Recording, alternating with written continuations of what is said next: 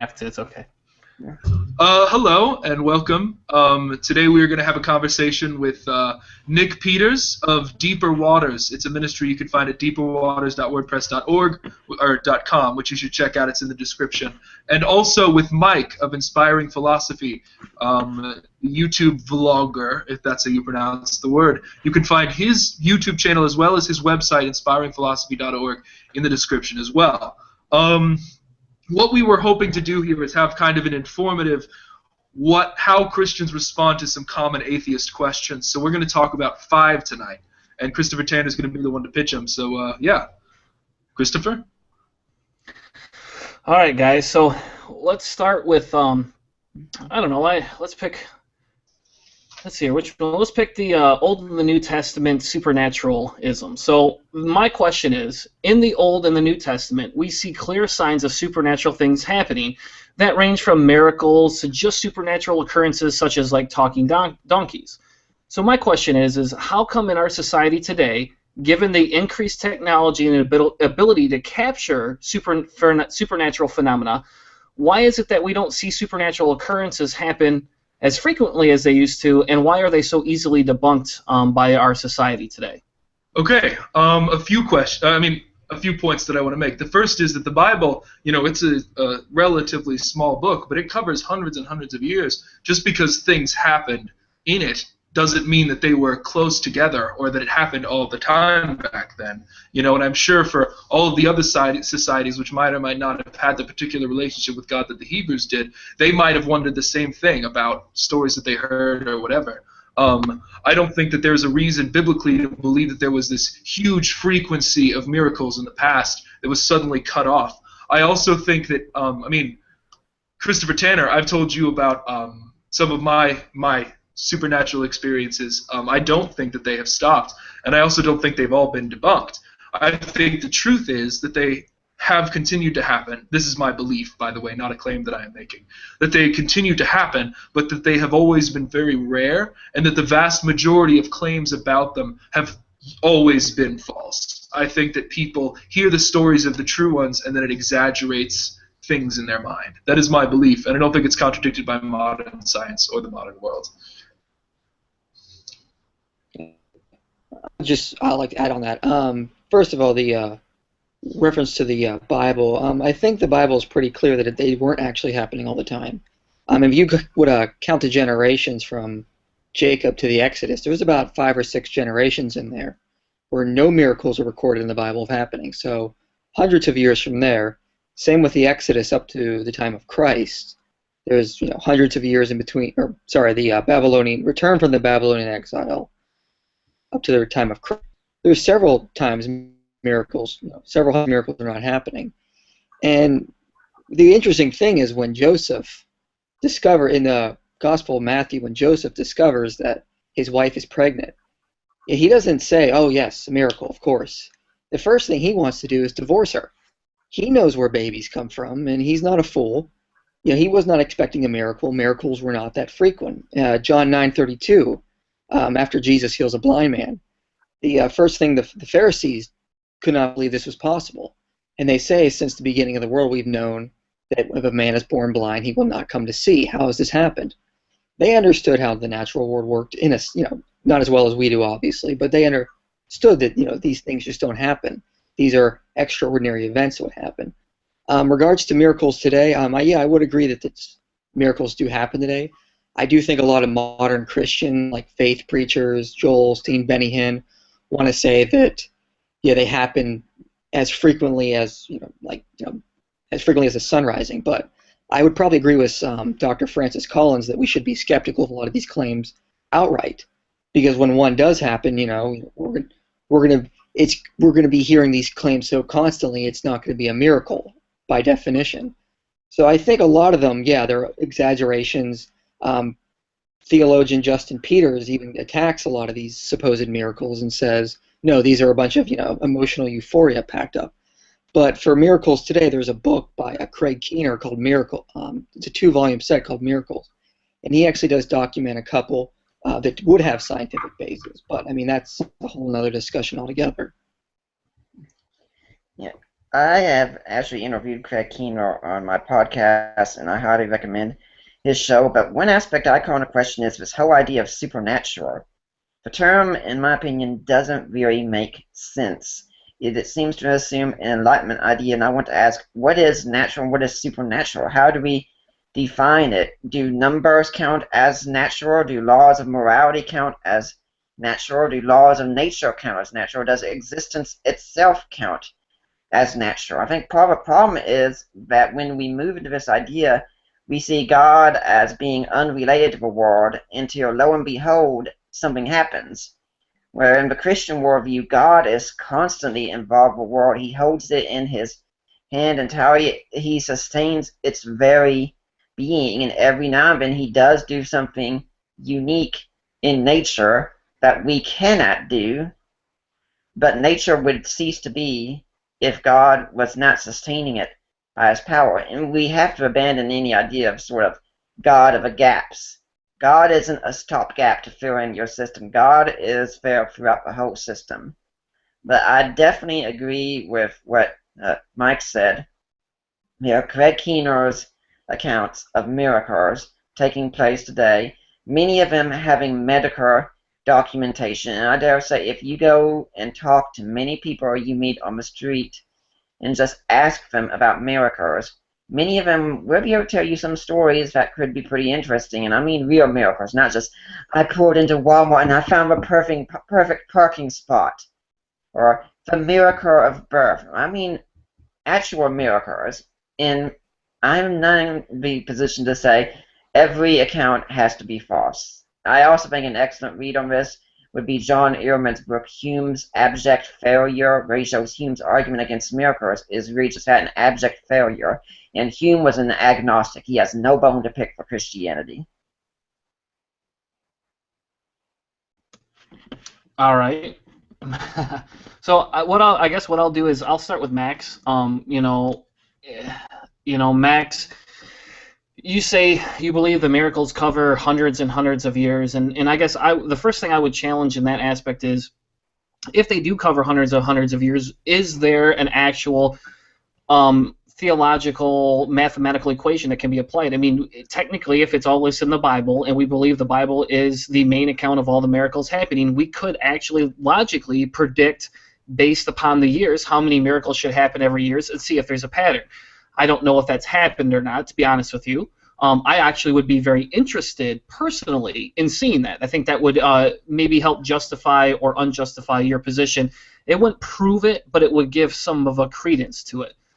The other thing you say, Max, is that you don't believe they haven't been debunked. But yet, instead of, when you answered it, you didn't provide anything other than your personal experience. And I don't mean to pick on you, and I understand personal experience can be important for an individual, but it's not important for me to accept a supernatural being, which is an extraordinary claim. And same with, you believe they still happen today. And, as Mike said, and I'll get into Mike's thing in a minute about the Craig Keener book, maybe he does, but it's still a very rare occurrence that they happen. And for the most part, when they do happen, they're in very little places. We don't see anybody turning anything into wine. We don't see any donkeys talking. We don't see talking snakes. We don't see people being healed from being blind. And I would challenge this in the aspect of James Randi of the JRFEF Foundation offers $1 million for any supernatural claims that can be proven to be true. If there are miracles happening, the first thing you guys should be doing is explaining that and taking that person over to James Randi. Even if you don't want the $1 million, if you want to take it and send that $1 million to charity, which I would actually do myself if I could prove it, that's what should be happening, because there is a scientific method that goes into it. For Mike, you said kind of the same thing. The Bible says they're not happening all the time, they're infrequent. And then you use the example of Joseph says the baby Jesus was a miracle, and instead of trying to debunk it, he wants to divorce her. Now, I guess if you have a presupposition that Jesus and the Bible are sole factual things, then I guess I can understand that point. Personally, I don't feel there's enough justification to say the Bible is 100% factual, A, and B, that it is a good timeline of history. Now that's a huge that we could probably all spend literally 3 hours having just that discussion, and I would actually do that with you guys sometime. I think that would be fun. But in terms of being skeptical, about the miracles, I just think that if there's evidence provided, let's take those miracles and let's look at them. So if you guys have seen genuine miracles, let's take those specific ones and look at them how they should be. Nick, as for the discussion about the infrequency, I don't really want to get into that again. I do agree with you, and I think we should look at the statistics of that. But you question about the supernatural versus the natural. And, by definition, natural is something that we can understand. It's something that can be basically, to a point, scientifically proven. Supernatural would be something on the opposite side. It would be something that is outside of the bounds of what science understands. For instance, gravity is not supernatural. We can scientifically prove gravity. Evolution is a scientific fact. There's actually more evidence for evolution than there is for gravity. And again, that's a long discussion. We don't have to get into the semantics of that. But there is so much evidence for those things. If they didn't exist, it would be a more supernatural claim. As for the Greg Keener book, I'll be 100% honest with you. I have never read it. Googling it, one of the sites that comes up says the book's primary thesis is simply that eyewitnesses offer miracle claims. If that's what the premise of the whole book is, and I will take your challenge and I will go read that over the next month to examine it, but if that's the whole premise of the book and that it's eyewitnesses that offer miracle claims, we're getting back into personal opinion again, and personal opinion can vary. There's scientific evidence that shows the different aspects of how our mind works and how we can be fooled. I mean, you may see the color blue and I may see the color turquoise. That is a scientific fact. And so personal experience gets into a whole nother thing, and this is another question that isn't even part of my thing, but if your personal experience is better than, how does your personal experience better than my personal experience? And I think that's a bigger question. In if that book only talks about personal experience and that isn't scientifically validated, and it's all based on eyewitness testimony, that's not technically scientifically validated, but more validated on some sort of a philosophical stance. And I'll rest and let you guys respond. Okay. So you said if they do cover hundreds of years as their theological math equation, you kind of indicated that we should be able to look at it as a general trend and figure out how these things work. As a computer science major, it is true that there are deterministic systems. There's people who do this with poker games and then get in trouble, like the electronic ones. Like, there's no such thing as real random in a lot of these computerized systems, and we can plug in all the numbers and all the frequencies and figure out what the algorithm is. The problem with applying that to this is that our belief is that God is a being, a thing with a mind who decides whether to act or not according to something other than a deterministic algorithm. So I think that there's no reason to believe that these frequency of miracles would apply to the actions of a deity. Yeah, you said I'm not... Okay. With regards to you, I absolutely agree that my personal experience is not an argument for you to believe in the supernatural.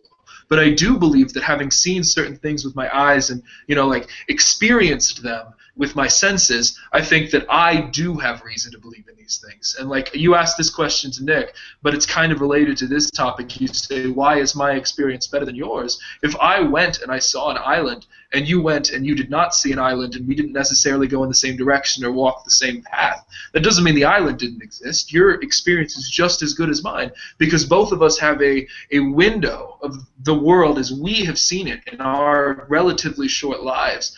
And we have seen different times and places and things. And if these events are as rare as we are all arguing and agreeing that they are, then it would be weirder if you had seen the same thing than if you had not. And I also think that, okay, so with regards to the $1 million challenges, I think in general, anytime someone offers a $1 million challenge, it's probably got some strings attached. However, I also think, again, we are talking about beings here. If God wanted us to have laboratory proof of miracles, where we're all, have, water turning into wine under all these slides, he would do it. But the fact that he hasn't indicates that that isn't what he wants. And I think that anything that is an attempt to catch or trick him into revealing himself also kind of presupposes him as a deterministic, reactive system rather than a being that can decide whether or not it wants to interact with humans. Does that make sense? Are you asking me to respond? It does make sense. I don't agree with you, but... Okay. I instinctively say, does that make sense? It's a thing I'm trying to stop doing. My bad.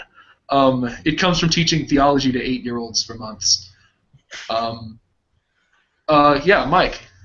Yeah, I would just close with, yeah, even if you think the Bible is not a reliable document, I mean, yeah, that's fine. That's another conversation for another day. The point, all the point I was making with regarding to that is that the Bible itself does not actually say miracles are frequently happening like everyday occurrences. I mean, when they do happen, like to Joseph or to the Pharisees in John or Matthew, they're stunned. They don't believe it's a miracle, and it takes for Joseph another miraculous event to convince them.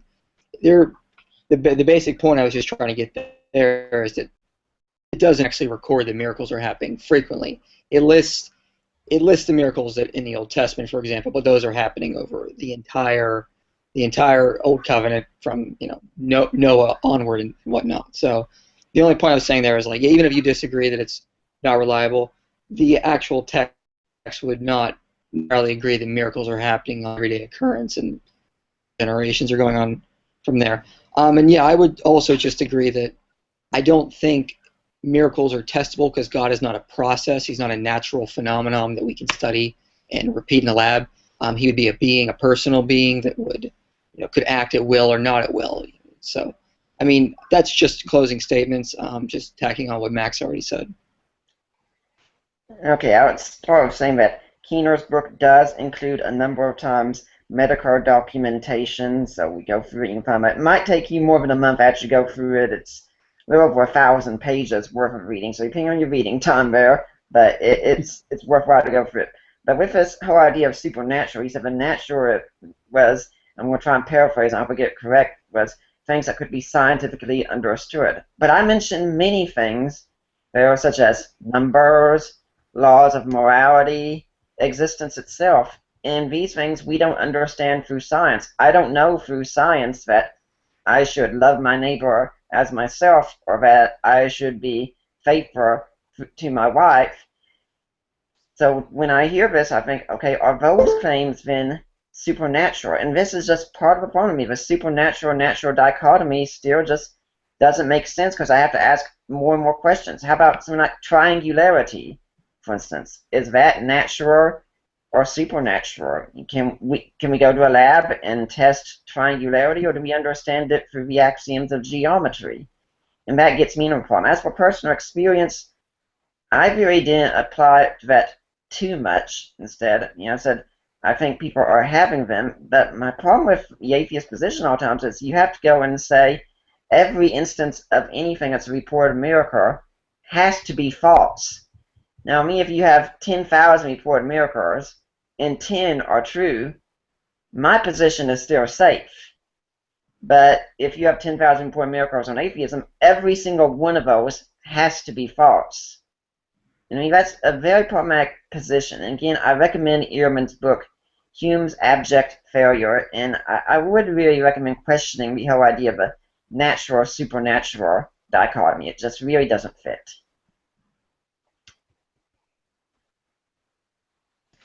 All right, thank you very much. We'll move on to the next question then.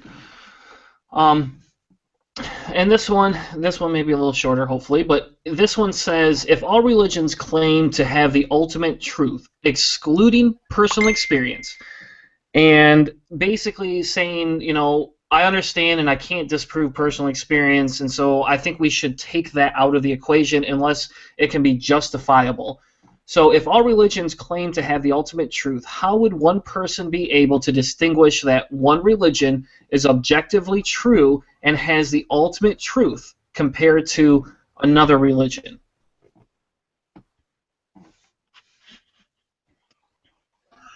Okay, so here's how I feel about that. I think that the existence of different views doesn't necessarily mean that any given view in that set is more or less likely. If it did, then I could point to the existence of creationists and use it as an argument against evolution. It doesn't make sense. So I guess I do think that there is a good discussion to have in there, which is why is Christianity a better choice, the more likely option, and set apart from those other religions. I believe that there is more evidence for Christianity. We obviously don't have enough time for me to get into everything, but I believe that the Old Testament prophecy is one example. I believe it was fulfilled in the person of Jesus Christ, and I believe we have sufficient evidence to believe that. Furthermore, I believe that the ethical... This has been pointed out by a lot of Christians in the past, but I think that the ethical understanding of how Christianity approaches things, with this idea of helping people to grow into better people while forgiving them for their sin, and not focusing on this rule-oriented, duty-based structure, so much as this idea of how can I help you become more like Christ sort of thing. And I think rather than weighing us down with all this judgment based on these arbitrary religious rules, I feel like a lot of Christianity revolves around forgiveness and the idea that we can become better and that we are not judged for the things that we have done as long as we are trying to follow God and live a Christ-like life. And I mean, obviously salvation is not about works, but you know what I mean. Faith without works is dead, blah, blah. James, yeah. Mike. It seemed like this phrase, like, how would we, in a general sense, know? You're asking more of a general sense of how would we know which religion is true? Well, yeah, I mean, if you make a specific claim that Christianity is the true one, and I say, well, there's at least three, okay, we'll just pick two other major religions in the world. How do you know Christianity is more true than Islam or Judaism or heck, even Buddhism? Well, yeah, I would say in the basic sense, you would have to evaluate every person's claim. I mean, which is going to conform more to the evidence, which is going to have better arguments, which is going to conform more to what we know true of the natural world. I mean, this is what St. Basil told us to do, is that Christianity should conform to what we know about the natural world, and if they should go hand in hand, and if not, then I would say then it wouldn't necessarily be true in that sense. So, I mean, I would just basically say in general, we need to evaluate the claims. We need to go through the evidence in the same way we would evaluate different scientific theories. Which one can better explain the evidence? Which one can better explain reality? So, I mean, in that kind of sense, we would simply evaluate the claims. I mean, of course, it's not going to happen in a 15-minute conversation with your friends somewhere at a coffee table, but it would just involve studying and looking into each claim that each supposed group was making.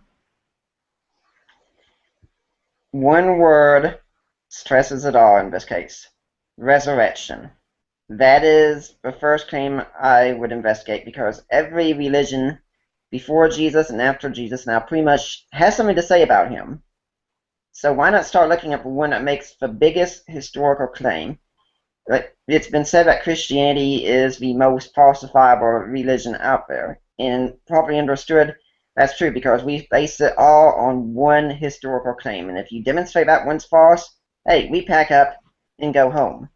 And so what I would say is, if you want to know if Christianity is true, and that's the one that I'd start with, since it makes the biggest claim, and one that's most easy to disprove if it is false, then look at the resurrection. And of course, there are several excellent resources on here. N.T. Wright has written his Christian Origin series, culminating in the resurrection of the Son of God. Mike Licona has written a massive work, The Resurrection of Jesus, a new historiographical approach. And from a more layperson's perspective, he and Gary Habermas together have written The Case for the Resurrection of Jesus. And when it comes to me, that's what it all comes down to. Did Jesus rise from the dead? And that's known through during history. I have no patience with him that we usually sing around Easter. You ask me how I know he lives within my heart. No, that is not how I know Jesus lives. I know Jesus lives because the best explanation I have ever found for the rise of Christianity at its time is that he really did walk out of that grave. All right. We'll go back to Max first.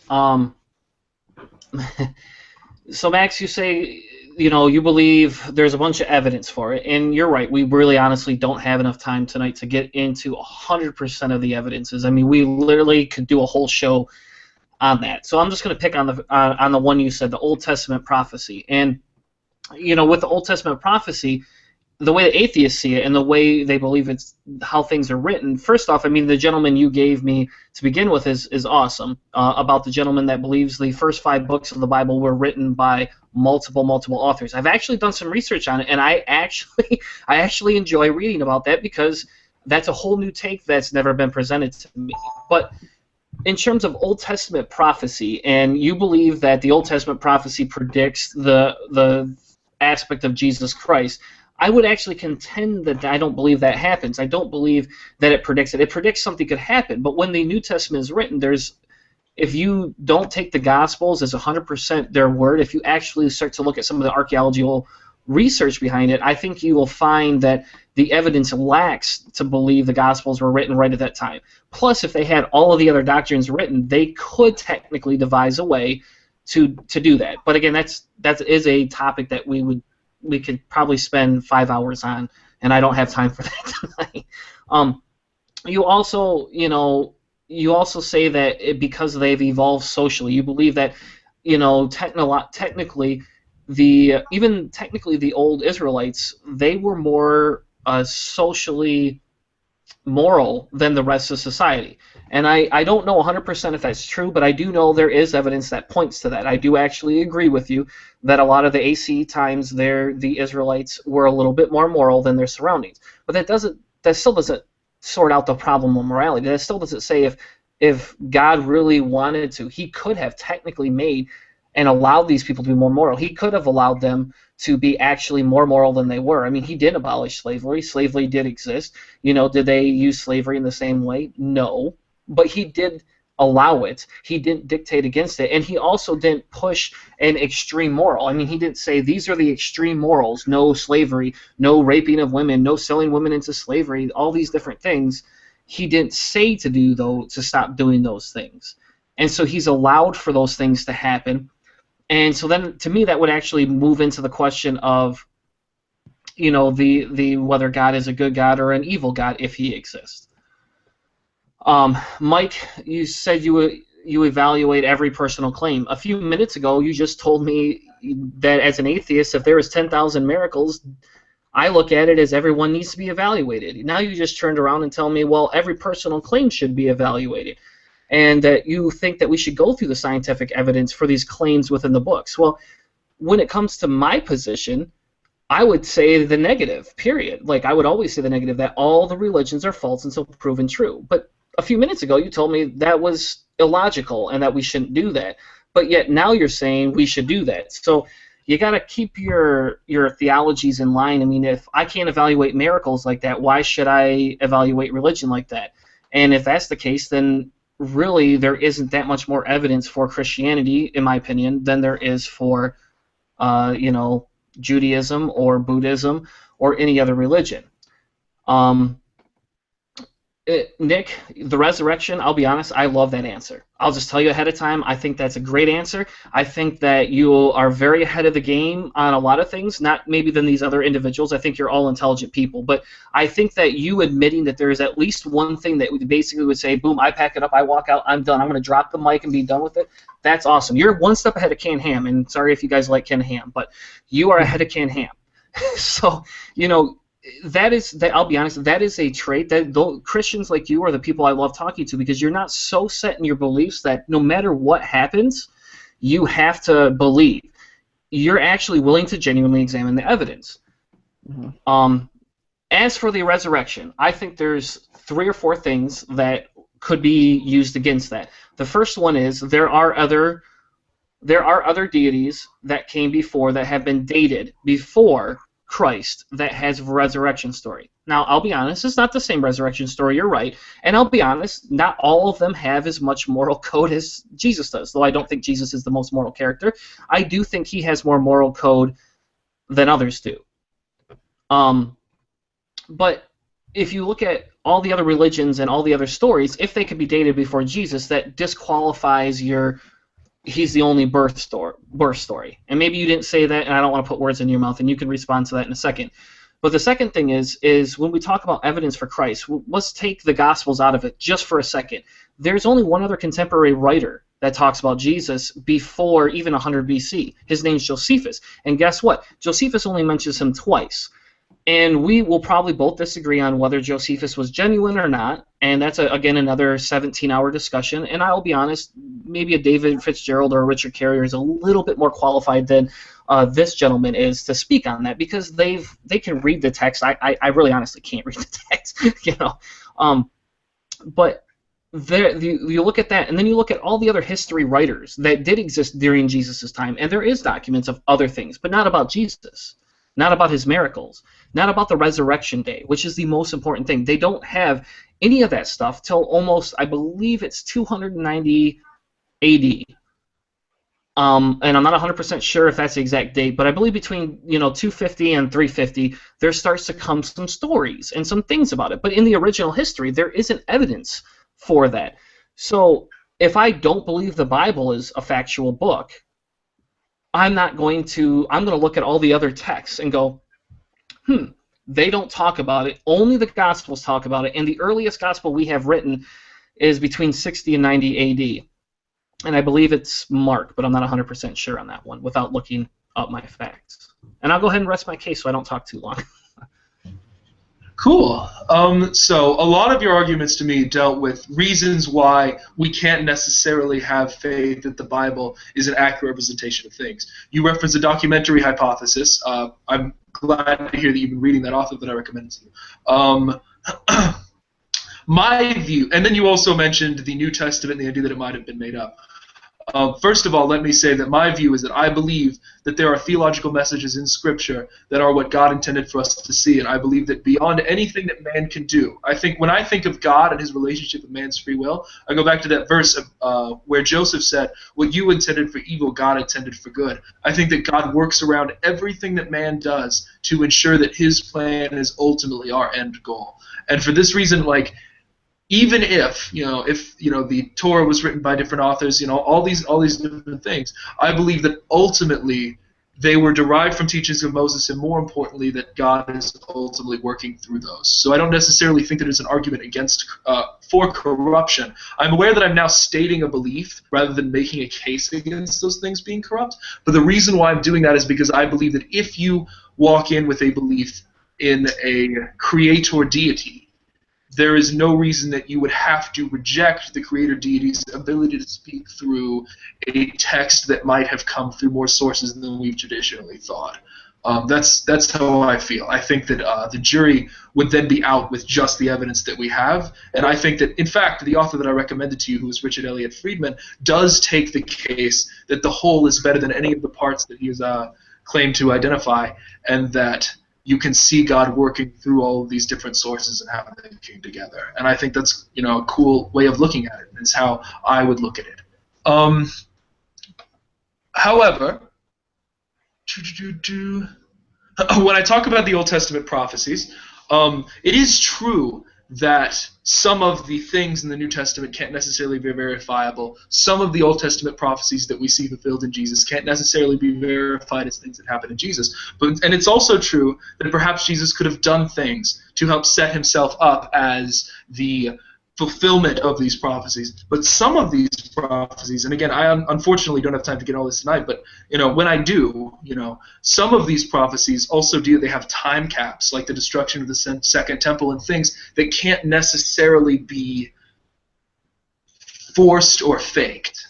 I also I think that mythicists, like the ones that you described, are very much off track from reality. I think that there's plenty of evidence for Jesus' existence, and I think there's plenty of evidence for certain aspects of his life. Enough aspects, I think, to verify enough of the Old Testament prophecies to reach the conclusion that Christianity is a thing. Now, I'm having a debate tomorrow with Cash of Atheists on Air on whether or not the Old Testament's treatment of slavery and rape is unethical, as you know. So I won't unpack all that here. It would be absurd for me to.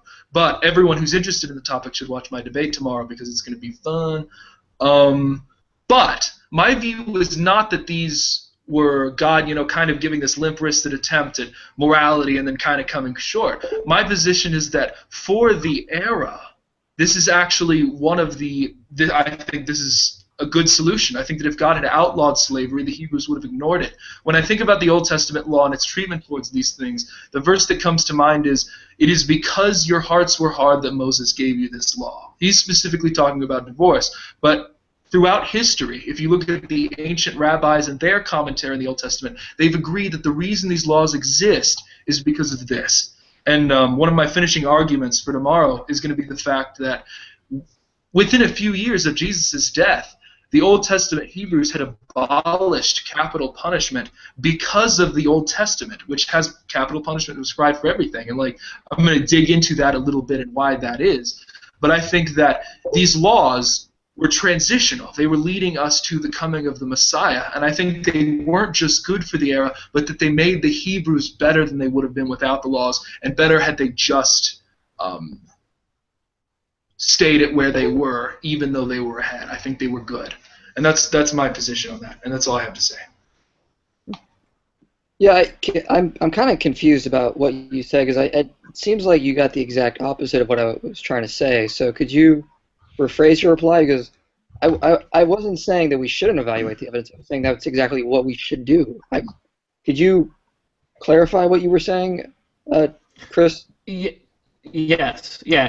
To me, when we were in the last question, to me, the last thing you closed with was that your biggest problem with the atheist position is that when they look at all these different theories and they look at all these different miracles, they always start with the negative. They always start with this can't exist, therefore we need to prove it. And you said, why would we look at 10,000 miracles that would be presented as all negative? I didn't say that.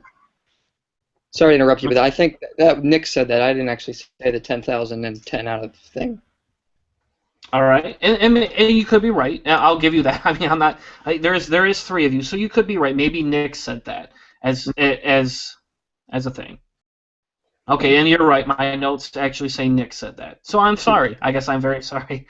Oh, it's no problem. Yeah, I just got confused. But yeah, I was just basically saying, in a general sense, if I was an agnostic and I was looking at Christianity, Islam, Buddhism, Hinduism, my thing would say just evaluate the claims. I mean, I would say if you're going to study someone like Gary Habermas, or Mike Licona, as Nick was mentioning, I would say Christianity has the best evidence for going for it.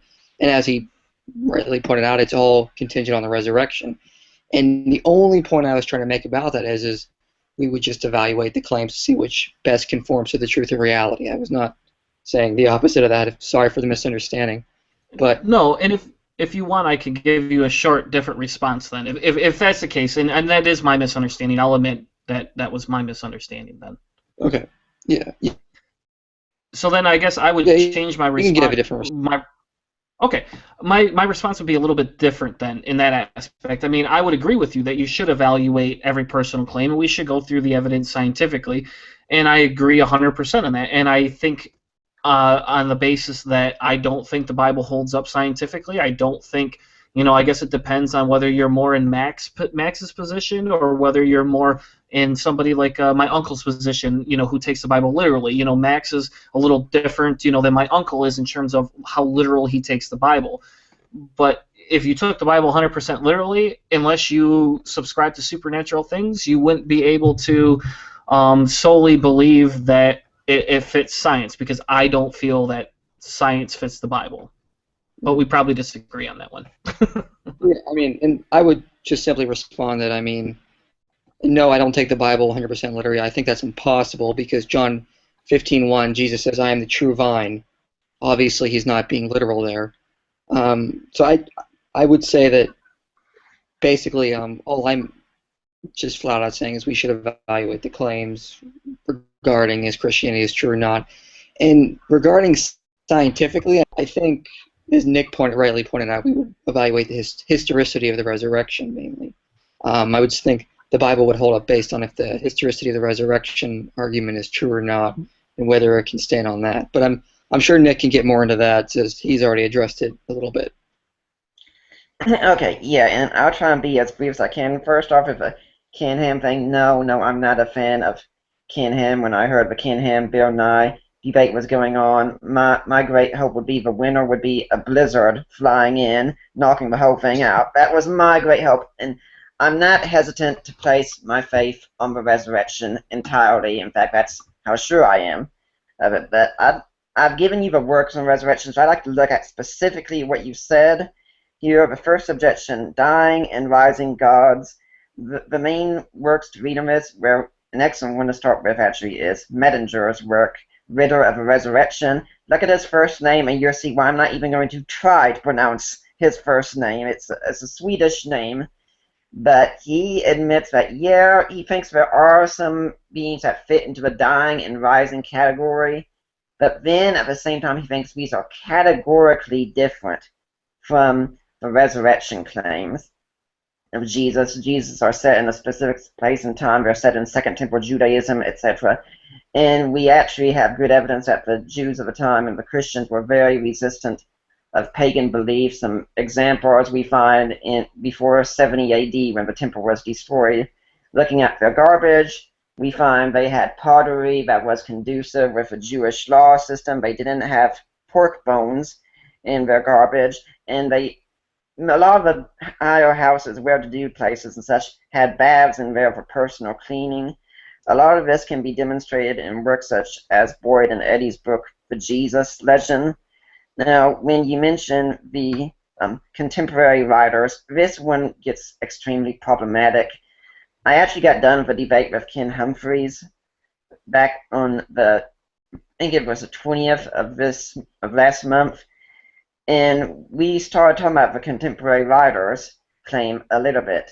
And I said, Ken, do you think Josephus existed? I'm absolutely certain Josephus existed. Do you have any contemporary mentions of him? There isn't a single contemporary mention of Josephus, unless you want to count Josephus's works, but we could just say, hey, that's a forgery, that someone made up this figure and such. There are several figures we don't have a contemporary mention of. Consider also Hannibal.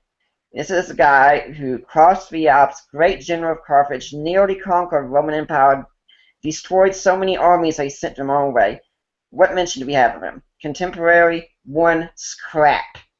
That's it. If we want to wait for a real account, we have to wait about 60 to 80 years later when Polybius writes. And, geez, that's a time frame that liberal scholars even usually place the Gospels in. So if we're willing to accept that, we should accept that the Gospels can be historical accounts. And also the Gospels are Greco-Roman bioi for the most part, as I think Richard Burridge shows in his work very well. And of course, that doesn't mean they have to be 100% true, but it does mean that they're a case that we should examine. And I really do agree with what Max is saying, that mythicism is just really off the boat. And I say that as one who has read Mythicist, including Richard Carrier's latest book, gone through it. David Fitzgerald read it, reading Earl Doherty. There are so many of them, I can't say I've read everything because there's constant material being put out there, but yeah, I try to read as much as I can. And that for other history writers, they weren't naming messiahs at the time. The one that was naming the messiahs in the area, that's Josephus, and he does mention Jesus twice.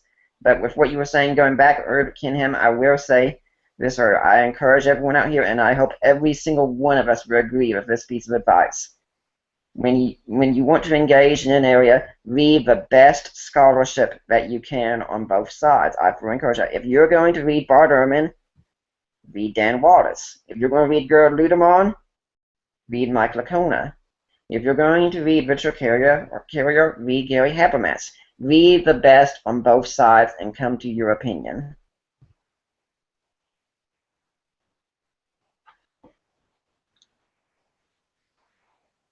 Did he fall out? No, maybe he didn't like the answer. I'm just being humorous there. Thank you. Sorry, I had to reload my browser a second. So My answer's done, if you were wondering. So. yeah, I think you were right at the end. You were telling me I have to read this author and that author, and I'll be honest. If there's a way you could send me that just as an offshoot thing, I think I'll be honest. I agree with you. I would love to read other contemporary authors, and if you could do that, that would be the best thing Well, available. speak on what I was saying. When I was saying other contemporary authors, I don't buy into the idea that for a figure to be historical, he has to have contemporary mention, although I would say Jesus does have contemporary mention from the Gospels, the Pauline epistles, and the general epistles. But what I was saying was, when we look at any field, and I'm using history as my example, read the best scholarship today on both sides. If you want to study science, I mean, I'm not a scientist, so I can't come up. Read the best evolution has to have, read the best intelligent design has to have, read the best young earth creationism has to have. Read it all and make an opinion. There's no excuse for none of us should just read one side. We need to read everything we can on the areas we debate on. No, but I actually agree with you on that one. So, all right. Okay, I'm back. It's working. Is IP out? No, I'm here. Okay, good. Sorry, my thing just crashed, so I was gone for a little while. Where are we?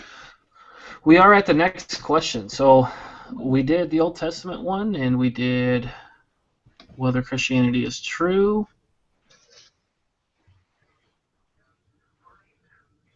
All right, so I gotta copy my answers real quick and switch them around. I grabbed the wrong question.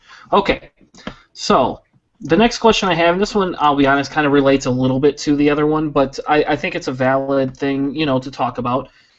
Given the nature of Christianity and the divisions within its own theology, how does one determine which sect of Christianity has a greater evidence for the truth?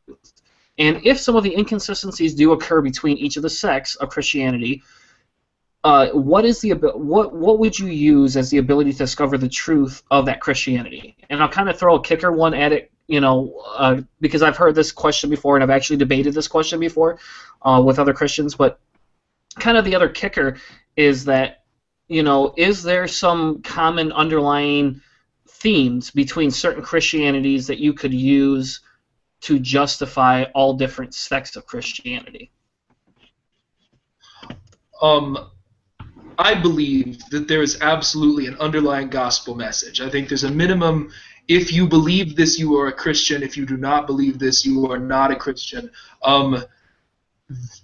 These are, essential doctrines. I'm sure we could list them and figure out what those are, and we could discuss those all day, but the key core of it is the gospel and that Jesus died for our sins.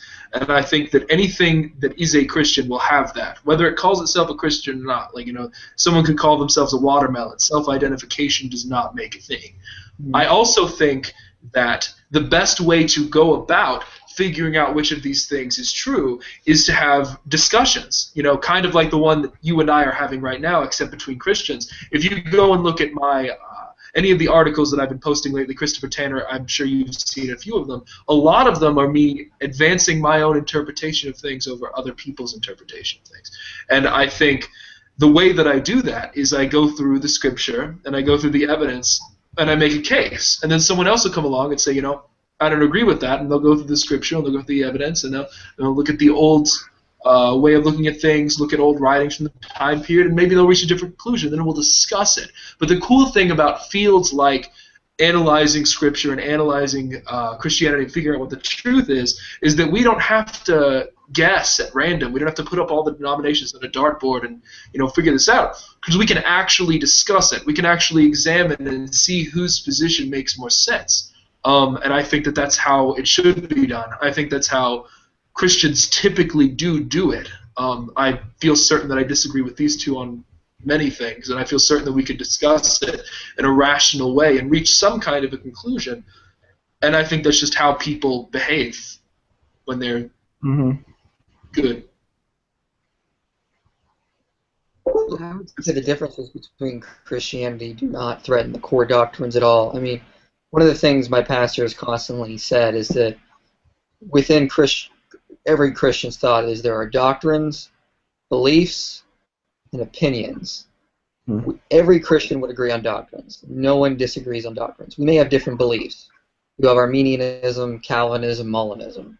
You may disagree on, on evolution or creationism, but those are beliefs. Those don't really threaten anything within the core doctrines of Christianity. And different sects are going to disagree on regarding if they want to support, Calvinism or Arminianism, what's their eschatology. Then, of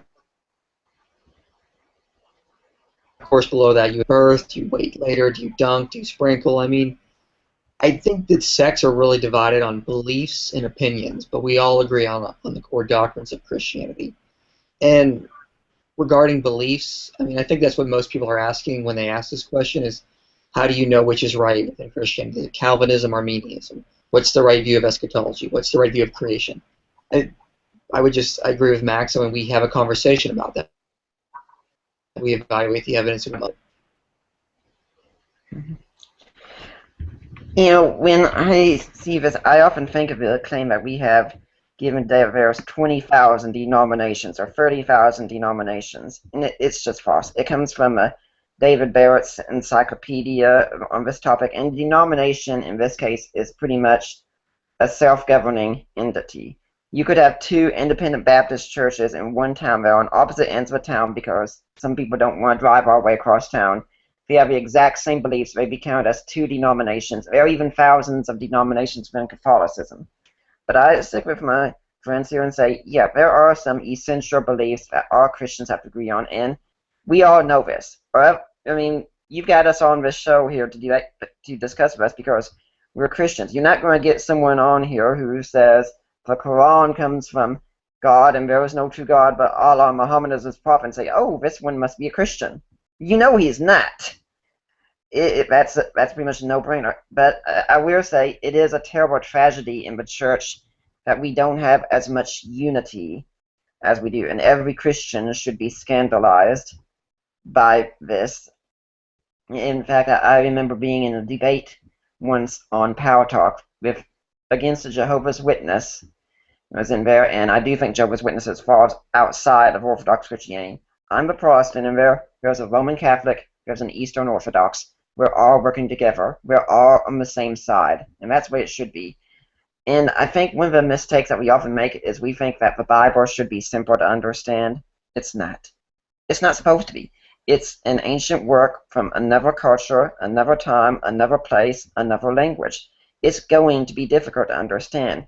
If we want to understand Homer, if we want to understand Aristotle, if we want to understand Tacitus or Josephus, we have to do our background study. We have to do our homework and really dig into the culture. Yet somehow we think, oh, the Bible comes from God, I'll just pick it up and I'll understand it immediately. No, you won't. You can get the simple message out of the Bible, but to really understand it, you have to do a lot of work. I like what N.T. Wright said, that he's pretty sure he gets 1/3 of things wrong. No one's going to get everything perfect.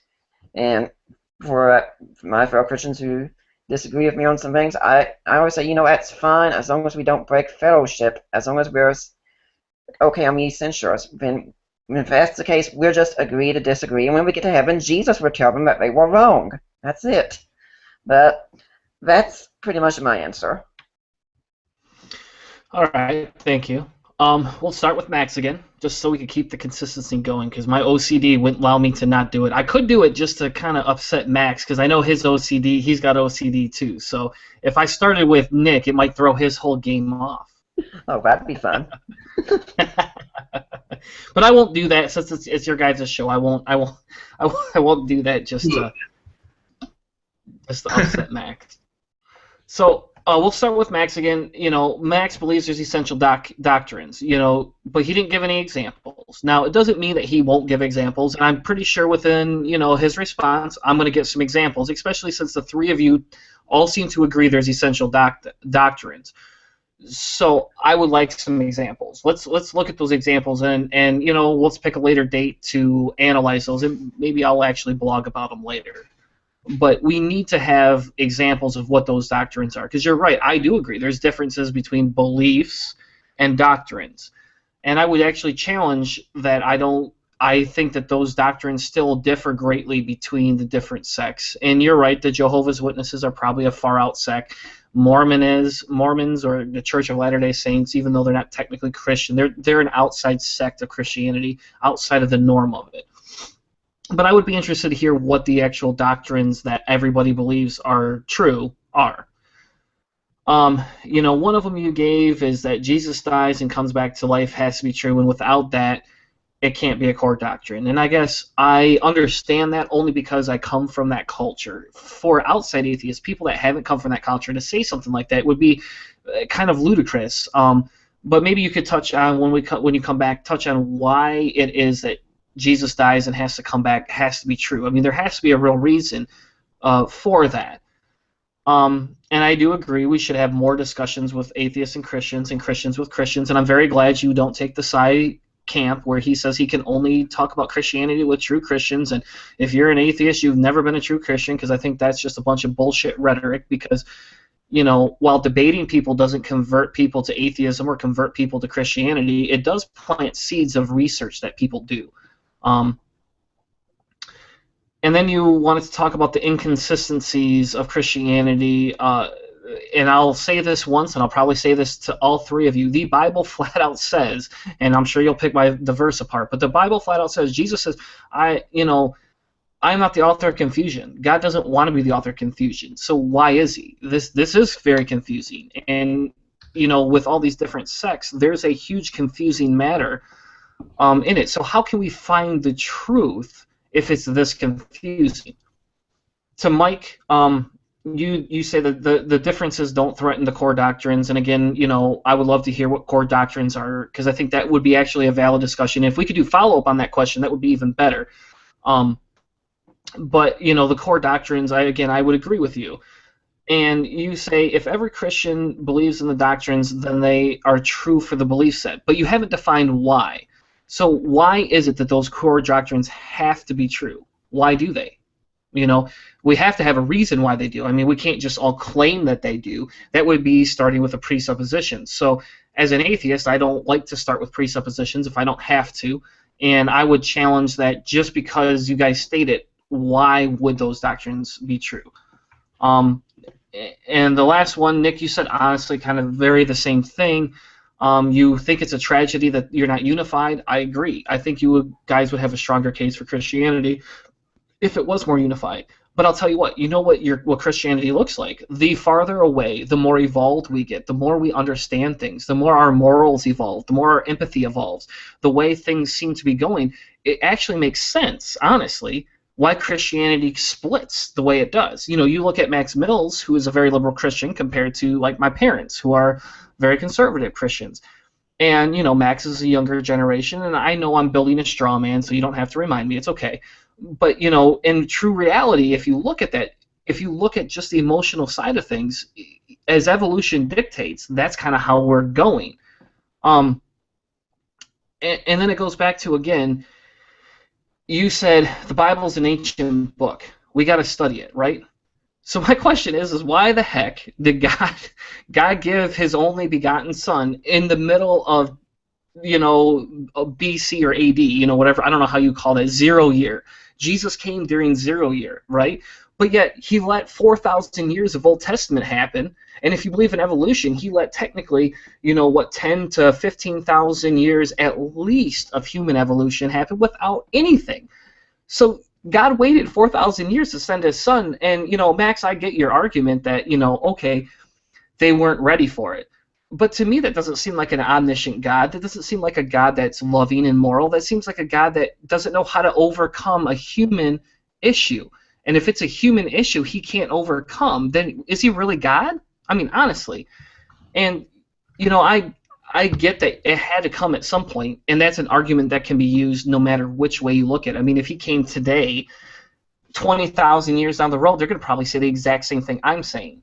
But it's a valid point in the atheist perspective, because we look at it and say, God could have done things so much better because we know so much more. It looks honestly like a bunch of people 2,000 years ago trying to do the best they can to understand the world, and that's how we have God. God and religion were the original sciences to a point, and now we've just evolved past the point of needing a religion to tell us how to work science. Okay. So the first thing that I want to say is, and this is an important belief of mine, I think it is absolutely absurd for a finite being to presume to know what the right thing is from an infinite perspective. I think when we imagine what we would do as God, we are imagining what we would do with omnipotence, but we aren't imagining what we would do with omniscience because that's logically impossible. I think there's no way for us to verify that this is not the maximally good outcome. I think there's no way for us to know that this is not the best possible plan. So while I'm going to respond to everything that you said, before I do, I want to make sure that we are going in with the knowledge that any conclusion that we reach in the discussion of would God have done X, is all really just ants trying to understand a human based on a shoe. You know what I mean? Except more because it's infinite. Compared to that, we are infinitely small. However, you said you wanted me to give examples of essential doctrine, and a man who I would refer to as my gangster, if that's okay, sent this verse to me, which I think is a good one.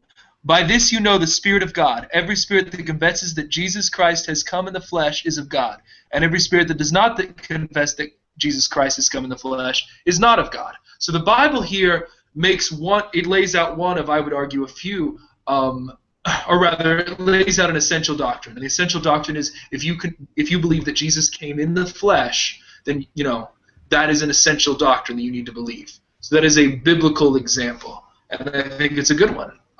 So sorry, Docetists. Oh, and by the way, I don't consider Mormons to be Christians at all. I think that they're like Islam tier in terms of their distance from Christianity. And I wanted to also mention that it's funny because Sai doesn't consider me a Christian and won't discuss the Bible with me either, so it's funny that you mentioned him. But you said God is not the author of confusion, and yet there's all this confusion. I don't know that there is a whole lot of confusion originating from God or the Bible necessarily. I think humans tend to get ourselves all tied in knots and very confused because we are trying to understand on the one hand, and on the other hand, trying to understand things in a way that really fits what we want to believe, and trying to whip our religion into shape to be what we want it to be. And I think that there are a lot of things that go into church splits that are beyond just doctrinal differences or belief differences. I think that there are, personal stuff. I think there's a lot of human flaw gunking up the cogs in a way that prevents humans from interacting in the way that we are called to by God. But I also think that even if we were the church that we are called to be, that there would be some disagreement. And I think that disagreement and reacting to it in a Christ-like and loving way is actually something that can help us grow as people. I think that being faced with all these different opinions and having to reconcile them and having to have, these discussions is something that is very helpful to our growth. So I don't even know that that's a bad thing, as long as we are taking a loving attitude towards it and recognizing a brother from a non-brother, even when they disagree. Oh, and there was no 0 year. That didn't happen. It went from 1 BC to 1 AD. Jesus was probably born between 7 and 4 BC. That's my understanding, which makes our dating system a little messed up, but whatever. You know what I'm saying? So, yeah, that's what I have to say about that. Yeah, just about any church website will list their core doctrines on there, and they all will pretty much say the same thing, except with a couple minor exceptions you'll find. But basically the core doctrines are Trinity, Father, Son, Holy Spirit, one God, 3 persons coexist eternally. Jesus Christ came in the flesh, born of a virgin, crucified, resurrected on the 3rd day. And I believe that's important because that's very central to the faith. I'd say that's, if you would look at the creed in 1 Corinthians 15, the idea of Jesus' divinity, death, and resurrection is right in there, and that's very core to the foundation of Christianity and what distinguishes us as Christians from heretical groups or other belief systems completely. would be basically the divinity of Christ in the Trinity, the resurrection, or the death, burial, and resurrection of Christ. I'd say that is the core doctrine of Christianity right there. Regarding the year zero thing, why did God take so long? I think that this can be addressed, and I've heard several scholars and theologians address this several times. It's that basically 98% of the people born have been born after the year. Most people born prior to that, roughly to perfect time considering population estimates. You also come at the time of the Roman Empire, so you have roads, you have a universal language, or what you would basically have as a universal understood language in Greeks from across the ancient world. Everyone would have understood that. So it's the perfect time to start spreading the gospel message. Regarding people who would have died prior to that, and this is, of course, a different belief people would have, but I mean, Paul says that Abraham believed God and he was counted righteous. So God is not going to judge someone because they never heard of Christ. I mean, Abraham knew nothing of what it was going to be, but he believed God and he was counted righteous because of it. So we ourselves not being omniscient, we can look back and say, look at Abraham, or look at other old who were counted righteous because of their faith. And Christ did that in the Gospel of John twice, John 9:42, John 15:22, where he talks to the Pharisees. He says, if I had not have come, they would not be guilty. I have come, they have no excuse. So God is looking at them depending on what people get in that kind of sense. With the year zero thing, blame it on one monk who was responsible for making up the calendar, and he made a mistake that with us 4 years off. So we have some confusion there in that sense that it can be difficult to date events that, Jesus probably was born around 4 BC, and just in case anyone out there is wondering, AD actually means Anno Domini, in the year of our Lord, does not mean after death, as a lot of people seem to think for some strange reason. Essential doctrines, the reason these are essential is that if these doctrines are not true, Christianity is not true. If the resurrection isn't true, for instance, pack it up and go home once again. Christianity is false. If the resurrection is true, well, there you got your Christianity. Now, you talked about the confusion. That's really a catastasia, I believe is how it's pronounced. And it can mean confusion. It can also refer to instability. And this is talking about order in worship. It's not really about things difficult to understand or things of that sort. And so I really don't think it applies a lot of times when we talk about the differences that take place. In fact, Paul, I believe, even says there have to be differences between us. We can know who's got the truth anyways. And there are some areas that the Bible, I think, is really clear on, and there are some areas that it's not as clear on because these aren't as central a message. Now, why did he come when he did? I agree with a lot of what IP said, that you had one world language at the time. Greek was pretty much everyone was speaking Greek in the area. You had travel was extremely simple at that time. You had, in fact, it's kind of like a garden. The world was ripe for the harvest at that point. There was a need present in time. I think C.S. Lewis and G.K. Chesterton are right that before Christianity came along, paganism was one of the best things the world had to offer. And you find many of the desires present there are actually also fulfilled in Christianity, in a sense. As C.S. Lewis said, Christianity didn't just fulfill Judaism, it fulfilled paganism as well. He pointed to dying and rising gods that he saw at the time, and I still don't think they were as valid, but he said this was part of the hope of the time. But I don't think they were historical. I think Lewis was mistaken on that point, but yeah, I do think people were wanting something. But at the same time, if you were asking me to create a religion at the time, if you wanted to make a completely ridiculous religion that no one would have accepted, that would have been utterly embarrassing at the time, Christianity would have been the perfect one to make. Christianity had everything going against it in its culture. It had a crucified Messiah, a great shame. It was a new belief system when the new and novel was not looked at with favor at the time, because the ancients were held in high esteem because These were people that were closest to the start. They were closest to God. We need to listen to them, see how they learn. It held to a bodily resurrection, which was not really seen as a good thing at the time either. It had a high ethical code, which, why would you go with this system that had such a high ethical code when, hey, this mystery religion down the street offers free orgies? I mean, which one are most people going to go with? And if you want to see more of this, an excellent read is Lewis Wilkins' book For Christians as the Romans Saw Them.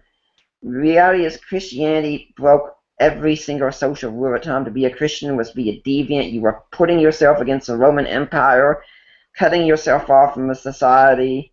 You were making yourself a joke. And yet somehow Christianity overcame. And it wasn't by the sword.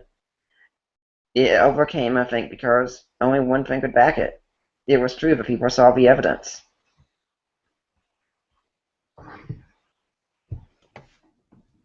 Thank you very much.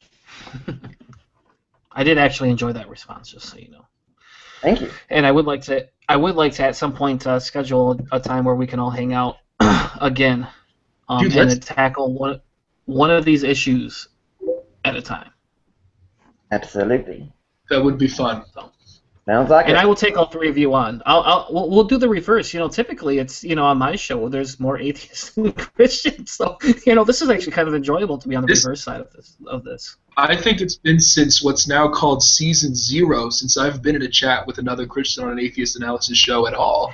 I guess except for Veckel. Yep, I'll give you that 100%. You're very right on that aspect. So all right, so let's go to the next question. Obviously that's only 3, and as long as you guys are okay with it. I mean, I have 2 more. So are we able to do 2 more questions? Is that okay with everybody? Sure. Okay, because if not, I'm going to pick my favorite one. If we have time for 2, I have 2 favorites then. Ooh, okay. Let's start with your favorite, because now I'm curious as to what that is.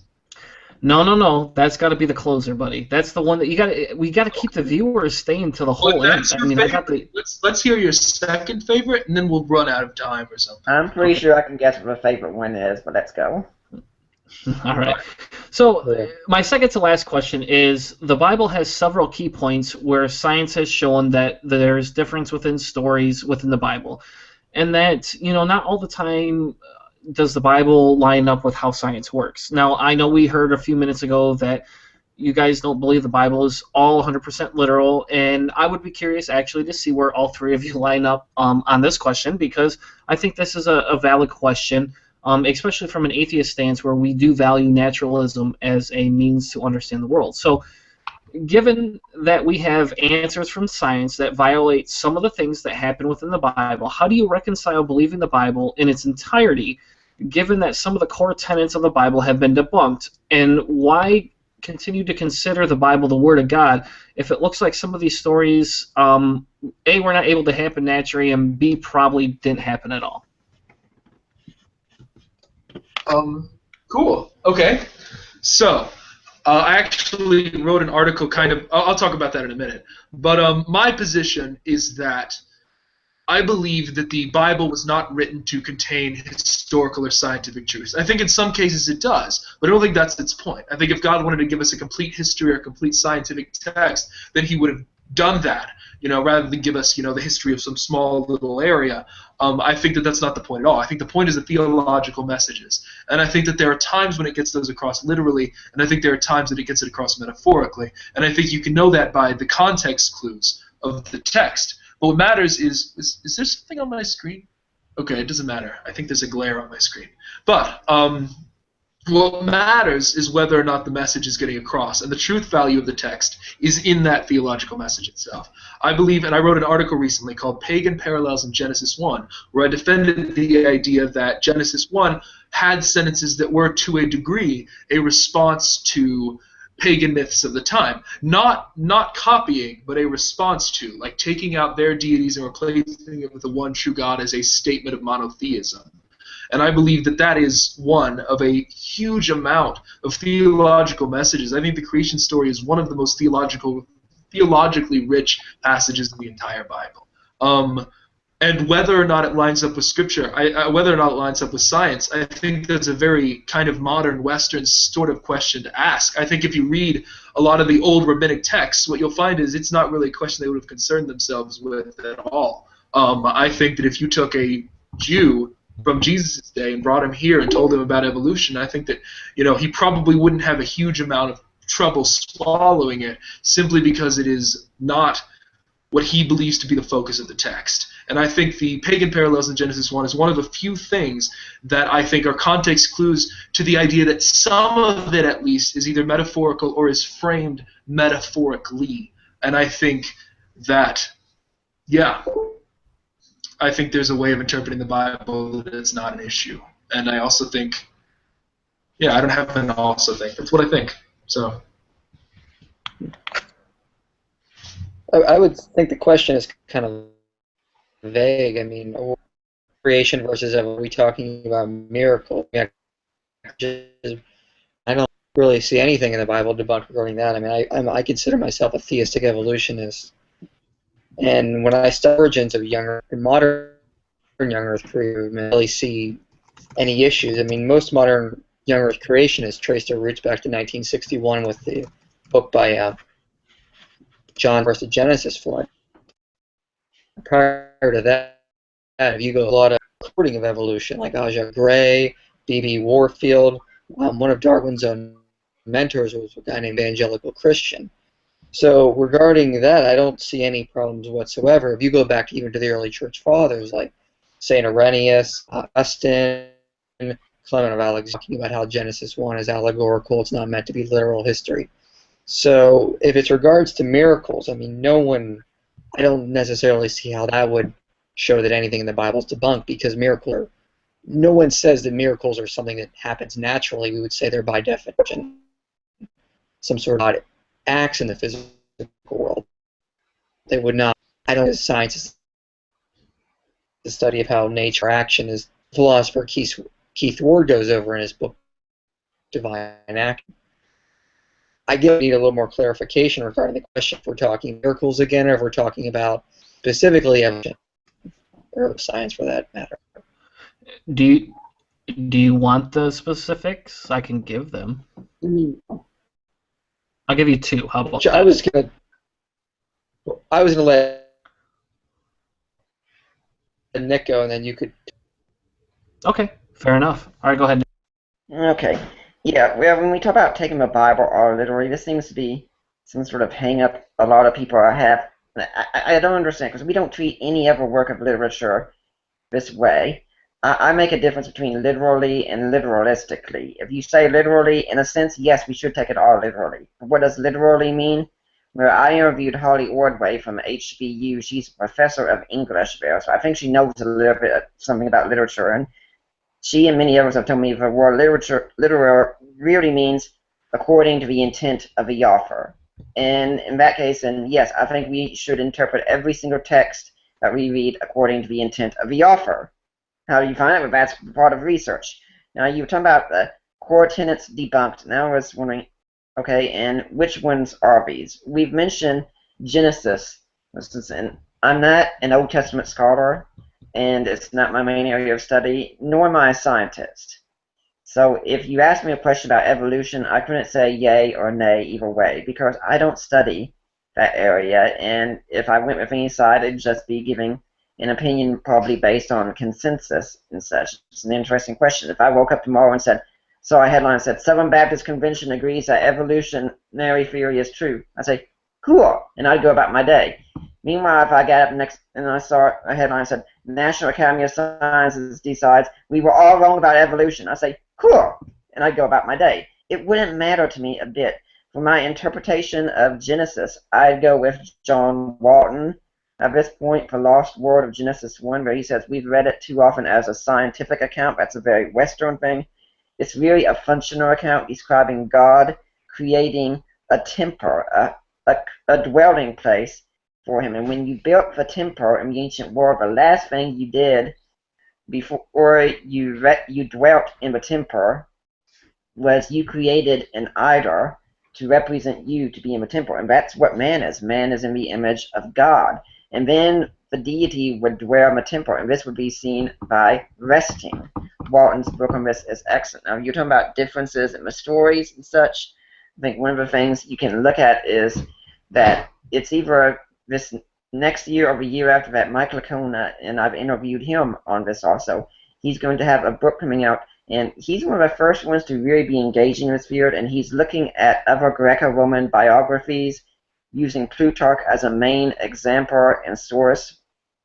And he's looking at the way that they were allowed certain liberties, the way they phrase things, and these liberties wouldn't necessarily count as errors in the ancient mind. And once again, we have to go, how would the ancients have interpreted this? And this is a rule I always give to people when we're reading the Bible. I say, for instance, if you read a passage from the Old Testament before you start putting on your Jesus lens, I want you to read it as if you were a Jew living at the time and say, how would I understand this passage? And then keep going on from there. But yeah, I want to hear what the core tenets are to be sure.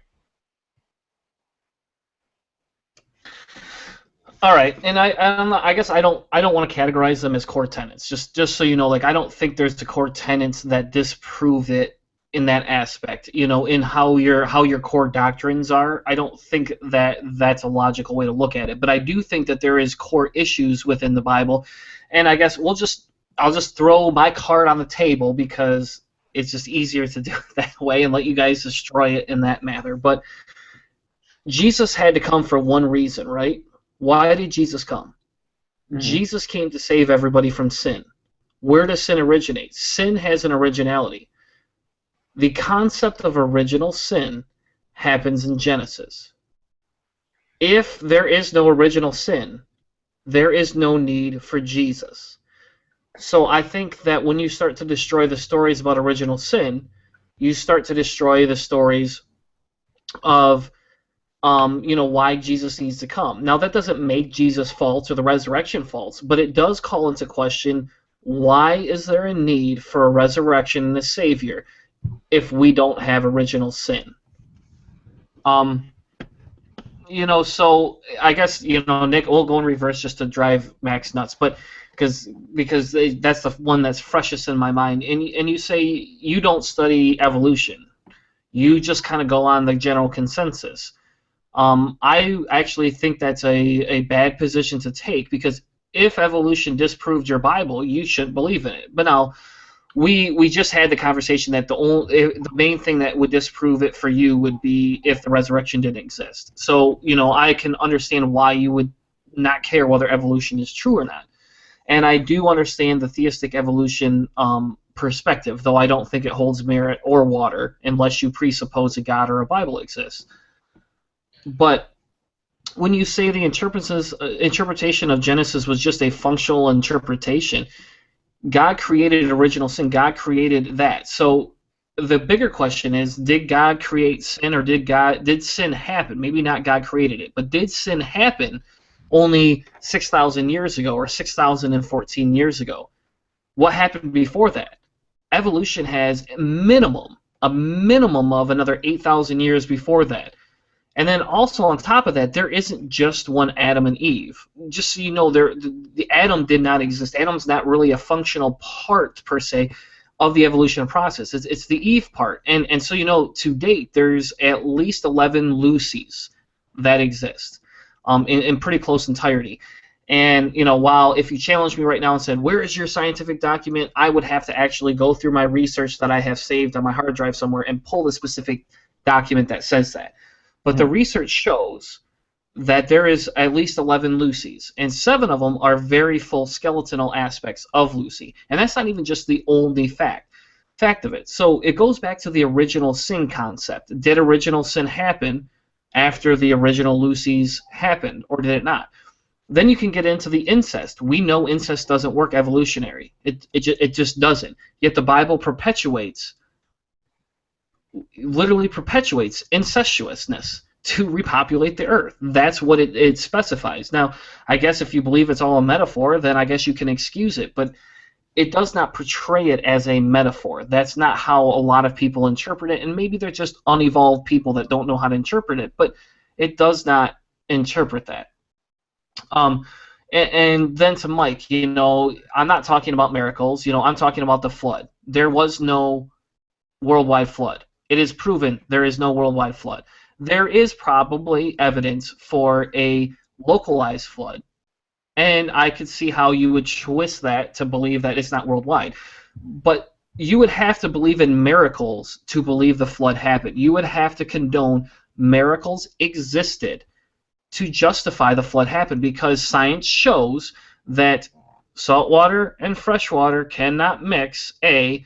B, when they do mix, what are you going to get out of it? They aren't going to separate without some sort of supernatural force. So science has shown that that's not possible. So you would literally have to believe in a supernatural aspect, which we don't see happen today, but we did back then, ironically enough.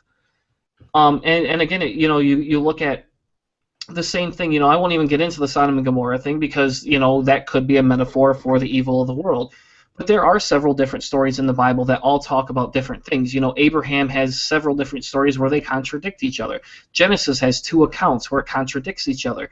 Those are the things that people look at and say, what is the necessity to have 2 different things? Now, Max has a good answer, and Max doesn't have to tell us his answer, because I already know Max's answer to this one, because we've had that conversation before. But when you look at those are the bigger inconsistencies is, the evolution of man versus creationism, the aspects of basically the first books of the Bible versus what science shows can happen. And you have to support miracles to believe that any of that stuff can be true. Now, Max says he doesn't believe that it's 100% true. He doesn't believe it's literally written. And, he says that the focus of the text would not be the literal truth. And I can grant him some of that, but it still goes back to what I originally said, the original sin. Some of the other Bible stories just not having any real basis outside of maybe a horrible moral code. So, but the last thing I want to say, and because you guys all honestly kind of agreed on this one, so there isn't as much to talk about, but the biggest thing I want to drive home is we're talking about my salvation here. We're talking about whether I'll either be eternally annihilated or eternally damned, depending on which sect of Christianity and tenet you believe in. You're talking literally we're not talking about whether I can jump off a building and then fly. If I jump off a building and fly and I can defy gravity, great. But if I die, really, people are going to look at me and just go, he's just an idiot. He doesn't understand gravity. You're talking about my eternal salvation. And this goes back to the last question. God's not the author of confusion, and fine, maybe you have a valid point, and I'll actually look into that maybe that verse doesn't reference that. But God is the author of confusion. I'm sorry. He gave stuff to a pre-middle-aged area, and I don't agree that they all talked the same, but he gave this to an area and then expects us to decipher it? I mean, come on, for Christ's sake. The difference is that I'm not, why should I have to spend this much time to figure out if my salvation is true? And yeah, should my salvation be worth it? You bet. The problem is there's so much room for error. There's so many discrepancies and issues within it. And even between the 3 of you, you all disagree at least on one point, if not on several points. Why should my salvation be that hard to obtain?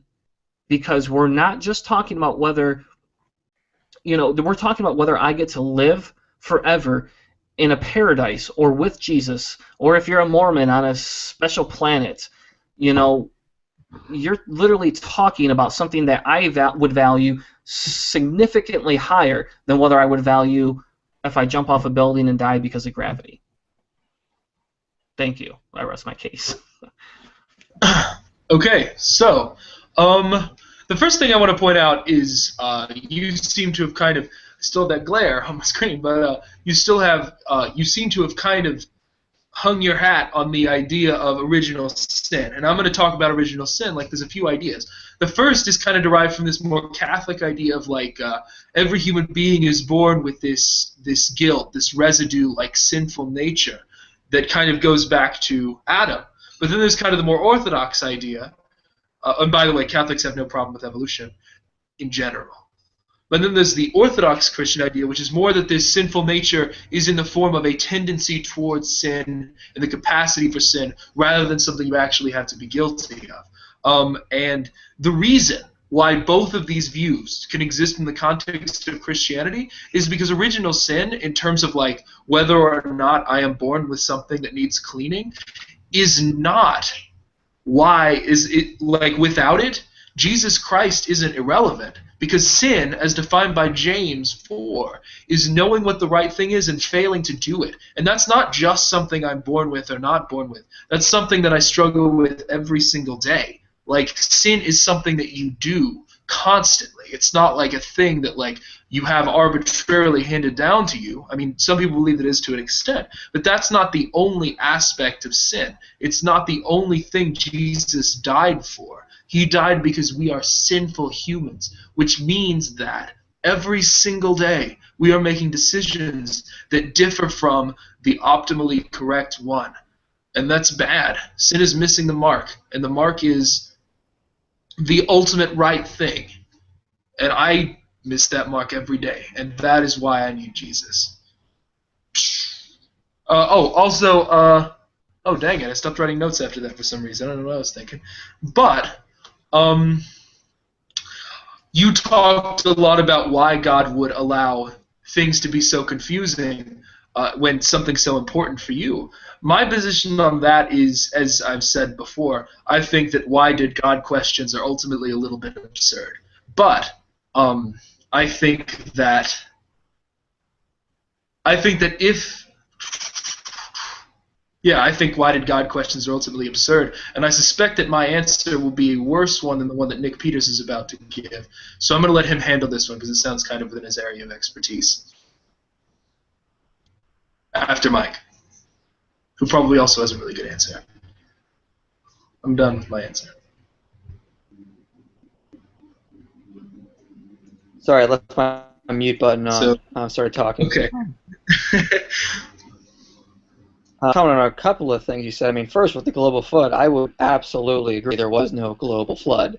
I mean, I would very much agree it was a local flood, and I would actually argue via local. The term used is kol eretes, which can mean earth, refers to local region. The term Tebel, which would expand to the earth, after Genesis 7, or even was a global flood.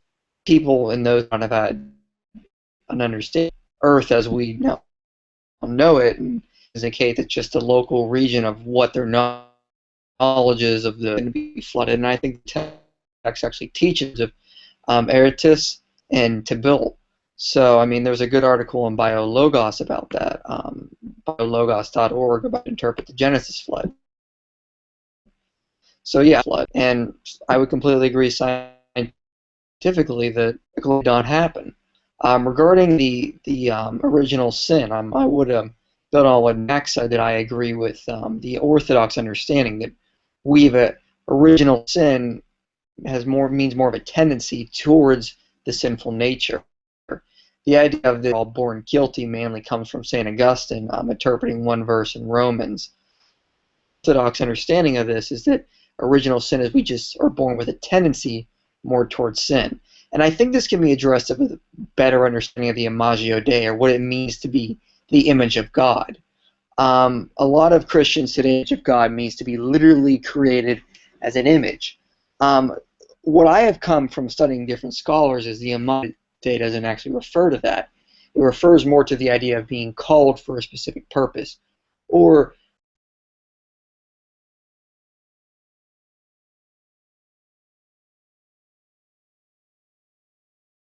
Hello? Okay, cool. Oh no, we lost him. Nick, do you want to go ahead while we're waiting for him? Oh, he's back. Okay, cool.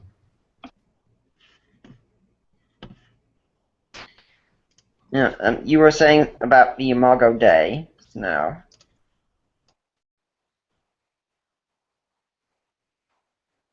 Hello? So, how was y'all's Thanksgiving while we're waiting for him to get his ducks in a row? He's muted himself. yeah. Okay. Hello? Okay. Okay. Hello? I think I dropped out there. Can you hear me? You were talking about the Imago Dei. Yeah, I would argue the Image basically refers to the idea of being called for a specific purpose according to God. And this is what I've come to I mean, a specific argument for that, but I don't think the Imagio Dei refers to a specific purpose, to be called about for a specific purpose. Another way to phrase it is historical action. In fact, to be given to it, there already has to be human or existing. So necessarily the Imagio Dei refers to a literal, refers to historical action, and we can argue from Testament scholars on that. And if that's the case, I don't think we need to use this. I mean, I don't necessarily create a need out of a human population purposed by God. The answers of all, I guess you could argue that. But Hey, can anyone hear what Mike is saying? Because I can't. I hear some sounds, but I can't make a sense of any of the words that he's saying. Yeah, Mike, you sound like gibberish for some reason. If you're on a phone or like a iPad or something like that, if your battery is getting low, it's going to do that. So if you plug it into a power source, it'll fix some of that. No, I'm on a laptop and I'm plugged in. My internet's probably for some reason. Oh, no. Okay. Do you want me to go on ahead then? Yeah, go on ahead, Nick. Always figure it out. Yes. You know, it's been said by G.K. Chesterton, I think it was, that original sin is the most empirically verifiable doctrine that we can have out there. Because whenever I meet any person, I can be pretty much guaranteed sometime they were going to do something wrong. Something morally wrong. In fact, if I met with 3 of you sometime, I can be pretty sure that sometime before too long, you're going to do something that is morally wrong in my presence. It might be a small thing, it might be a big thing. Hopefully it's a very small thing. But I'm pretty sure something's going to happen at that time. And yeah, we all know many ways right now that each one of us could improve as human beings in a moral sense. If you don't, then my advice to most people, if you don't know this, get married. Pretty quickly your spouse will be more than happy to tell you the ways that you need to improve. Now, the need of a resurrection, for instance, based on this, where the first thing you have to establish is, did the resurrection happen? And if it did, then Christianity is true, and we have to find some way to explain it. If it didn't, then all we're talking about is just trivia at this point. But I think the resurrection is more than just establishing salvation. It's establishing God's rule on earth. As Scott McKnight has written an excellent book on this, the King Jesus Gospel. It meant a lot to the people that Jesus was taught as the Messiah. Even to the Gentiles, he was taught as the Messiah.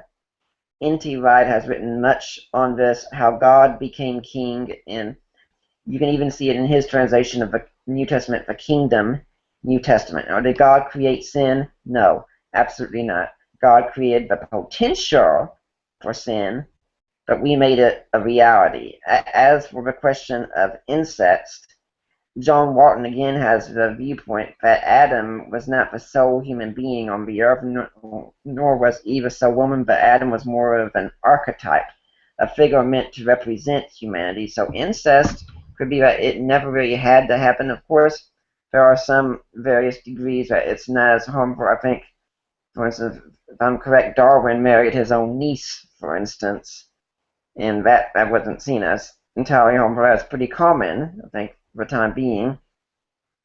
Now, when we talk about the room for error, one thing that I want to stress out is too often we make the mistake in Christianity of thinking God is looking for converts. I call this Mission Impossible Christianity. There's a bunch of laws we have to give them to sign our statement of faith and agree and baptize them right now, and by God, we're done. God's not looking for converts. That's not the goal. He's looking for disciples. Disciples are willing to work and willing to do what it takes. And I say that's why I focus on the question of the resurrection. You were saying that you don't think it's wise for me to not talk about evolution that much. Well, truth is, with my interpretation of Genesis, evolution isn't a problem. I've got a theistic argument that doesn't depend on evolution. It works just fine with evolution. And I've got the case for the resurrection of Jesus, which is just fine regardless, and it doesn't depend on inerrancy. And so what I've learned over time is that if you try to study everything intensively, what you're going to find is you become a jack of all trades and a master of none, and you can easily get dealt with on a number of issues. So I'm happy to refer this to my more scientifically minded friends, and with the Old Testament to my friends who study it a whole lot more, which is why I rely on John Barton and others so much in this area. One other aspect about the eternal salvation is that I really believe that Scripture is true based on resurrection, that if you're really seeking, you're going to find. What we have to ask ourselves every time is how much we're really seeking. And I know many times I'm not really seeking as much as I should be. Christ isn't always my first priority. That's my problem. Many times I can't but think of a story about Socrates meeting a boy who was wanting wisdom. And so he says, well, come with me. And they're on a beach, and he takes him out into the water. And then all of a sudden he takes his hands and plunges the boy underwater and just holds him down there.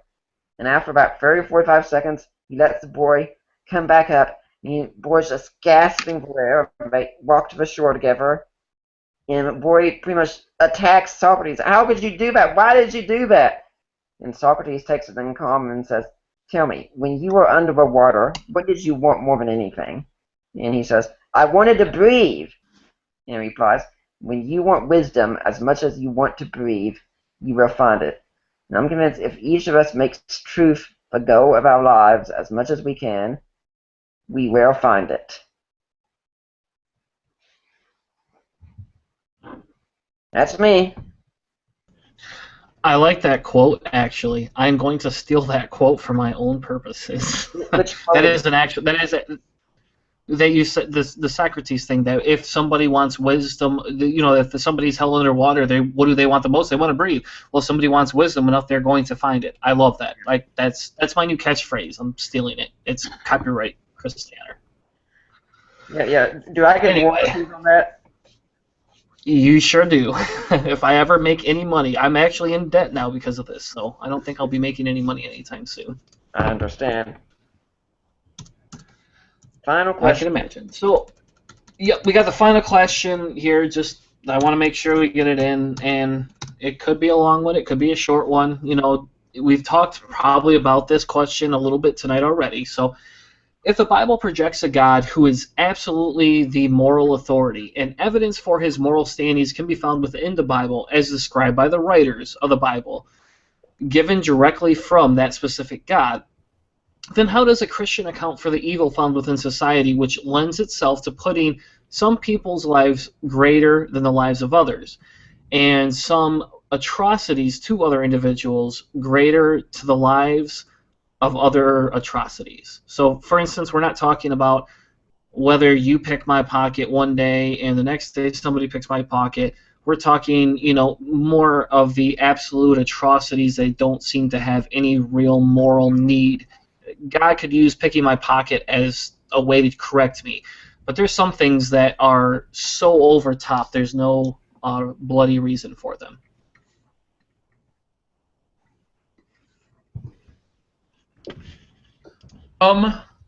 Nick, do you mind taking this one first? I'm actually interested in concluding, if that's okay. I have something interesting that I want to say here. Mm-hmm. Sorry to mess up the... Okay. Yeah, I was predicting this would be the favorite one. In the Summa Theologica, when Aquinas answers the question of the existence of God, he has two objections that he considers to the argument, and the first one is, of course, the problem of evil. It's always the favorite, and I want to say something at the start, and I think this will apply to everyone else, and they can agree with it if they want to, and just say that. Since I know this broadcast is going to be watched later on, if anyone right now is really undergoing a lot of evil or suffering in their own lives, what I'm saying is not relevant to you at this point. If you just lost your son in a car accident, for instance, please don't be listening right now. Go get a counselor, a therapist, spend some time with them, then come back later with this answer. We'll still be waiting here for you. Okay, because I have to take a pastoral side there and say, yes, I'm not saying anything that's going to be any emotional comfort to anyone. I think one of the things that I'd start with is I want to talk about moral versus good. All moral actions are good, but I don't think goodness necessarily equals morality. Too many times when I see these kinds of debates, everyone talks about good and evil. No one really defines the terms. But sometimes they define evil as the absence of good. But what's good? And that's not defined evil, and then we get the euphophone dilemma thrown out. I say, why not start with what the good is? And I say, how about going with what Aristotle said? In the start of the Nicomachean Ethics, the good is that at which all things aim. And then Aquinas would come later and say that the ultimate good is being, and being without limits. That's perfection, and that's God, and that's very complex, and there's a whole lot more to it. If you want some more on that, I'd recommend Edward Fesser's book, Aquinas. Very difficult title to remember, I'm sure, but it works. Now, you talk about absolute atrocities with no moral need, which seems to imply some evils have no reason. The problem is, these weren't given. So I can't really know what you're talking about. And at the same time, if you say that there's no good that can come out of this atrocity of whatever kind it was, and I'd ask, how can you know that? How do you know that? In fact, my own wife actually gave a talk at a conference, I think it was a couple of months ago, on this topic. She's not an apologist, but she's gone through a lot of evil and suffering in her life, and says that it was used to get the greatest good, although part of it that involved meeting this guy who was a major weirdo, who she ended up marrying that guy, so I'm not sure if she says that's part of the great good, but yeah, she says it's probably good, and I think, I'm sure Mike would agree with me on this, that many of us, when we look back on our lives and we look at some of the evil that we suffered and what was going on at the time, and think, what good came out of that? We look and say, in the end, say, I am so glad I went through that, because that really developed me. So I guess in some ways I have given something pastoral to people, but I'd say, what I want to know is, how can this be known? And of course, I want to know, what's our basis for good and evil? I think you need a real metaphysical basis, and I think that's only found in theism. Mike? Yes. Cool. Oh, sorry, Inspiring, you're back. Yeah, I was back. Sorry, I don't know what was going on with my internet. Hey, it's no problem. I'm excited to hear your answer. This is of course the biggest question theists, of course, are thrown when asking how could God exist, is of course the question of horrendous evil. Holocaust, rape, I don't want to sit here and name specifics like I just did, but it is a difficult question to answer. I don't think any theist would deny that. There are, of course, I think when it comes to this, everyone comes to the table with emotional objections and logical objections. Mm-hmm. Emotional objections we all have. We're not just logical robots. We all have emotions regarding this thing. So how would we deal with this emotionally? I would agree with Nick that in that sense we need a counselor. Logical answers to this are just going to be cold comfort. They're not going to really make you feel any better. Mm-hmm. They're not for you personally, and it's not what you want. You're a personal being, just a logical robot in that sense. When it comes to the questions of evil, it's real. I don't agree with that we should be saying that, oh, well, the Holocaust happened for this reason. Oh, the reason why this evil thing happened in Africa, well, it was for this reason. I don't necessarily think that's why they're. I'm going to probably have to agree with Peter Van Wagen when points out that when evil happens, it's not necessarily because of God. It's an effect of the fact that God allowed a world with freedom in it, and for us to have this freedom, these things are going to result from that. It's not part of God's will. It's sort of an after effect, and he uses the example of the ticking clock. A mechanic creates a clock that's going to tell you the time, and as a result you're going to get a ticket to tell time, not necessarily for that. How the Christian responds to evil,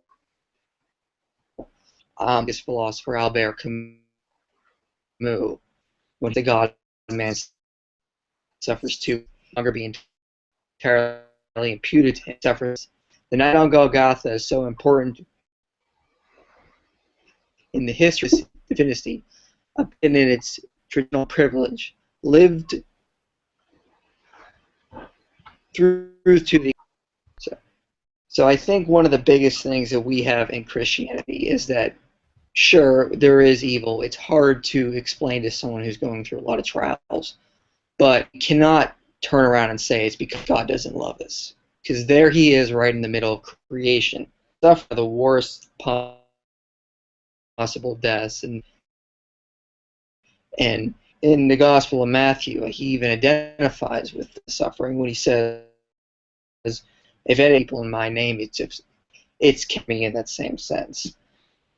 So when it comes to Christ, it's Camus in that sense, that it's really hard to impute evil with him if he's going through it with us and leading through example. This is something N.T. Wright says, that the cross is God taking, is almost, as N.T. Wright says in his good lecture called The New Problem of Evil, where Christ is taking responsibility for this evil that he in the world, coming down and suffering it for us in that sense, so that we would have eternal life through.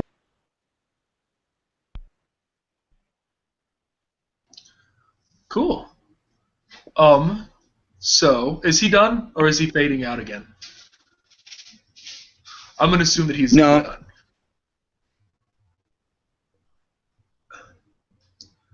Okay. I don't know what that meant. But if he has, hey, Mike, if you figure stuff out and have something to add after this, then that's cool as well. No, I'm done. The question of God's, what? Okay, I'm good. Okay. So the question of God's atrocities, I feel like in order to have like a really good answer and to reach a conclusion, we'd have to sit down, and go through like one or two at a time, per show, and go through everything you would consider an atrocity and examine whether or not it was, or if we can think of some justification.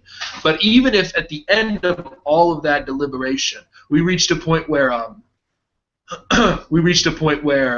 we couldn't think of a justification, that wouldn't mean that there wasn't one. We're still at a point where we are finite beings trying to understand the infinite. So I think that whole idea is absurd. I don't know what's going on with my hair right now. But I also think, in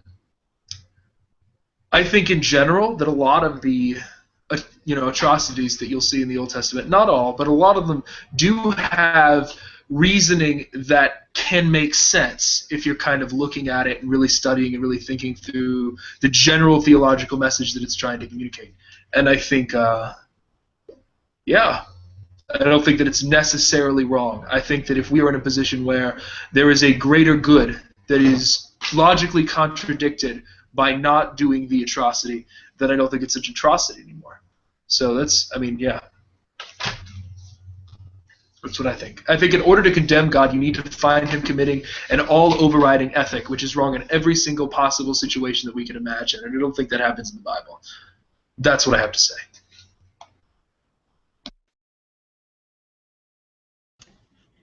All right. Well, I'll respond as quick as I can. I know we're hitting that 2-hour mark, and we probably should wrap up at some point. We don't want to lose people and bore them. So, Nick, I do appreciate the precursor. I think that's great. I feel very bad for you that you have to make that precursor, though. I'll be honest. And this may sound like an emotional plea, but I feel sad that there's a precursor you have to state, because to me what that says is the emotional side of things, the emotional part of you is different than the theological side, different than what the Bible says, different than how you understand God. And I think that even if you could bridge that gap right there is a big hurdle, A, to overcome, and B, is a hurdle God should never have sent to us. And yes, now I'm claiming to know what God should do and shouldn't do, and I'm sure I'll get a huge rebuttal for that. But you said good is what all things aim for, and being without limits.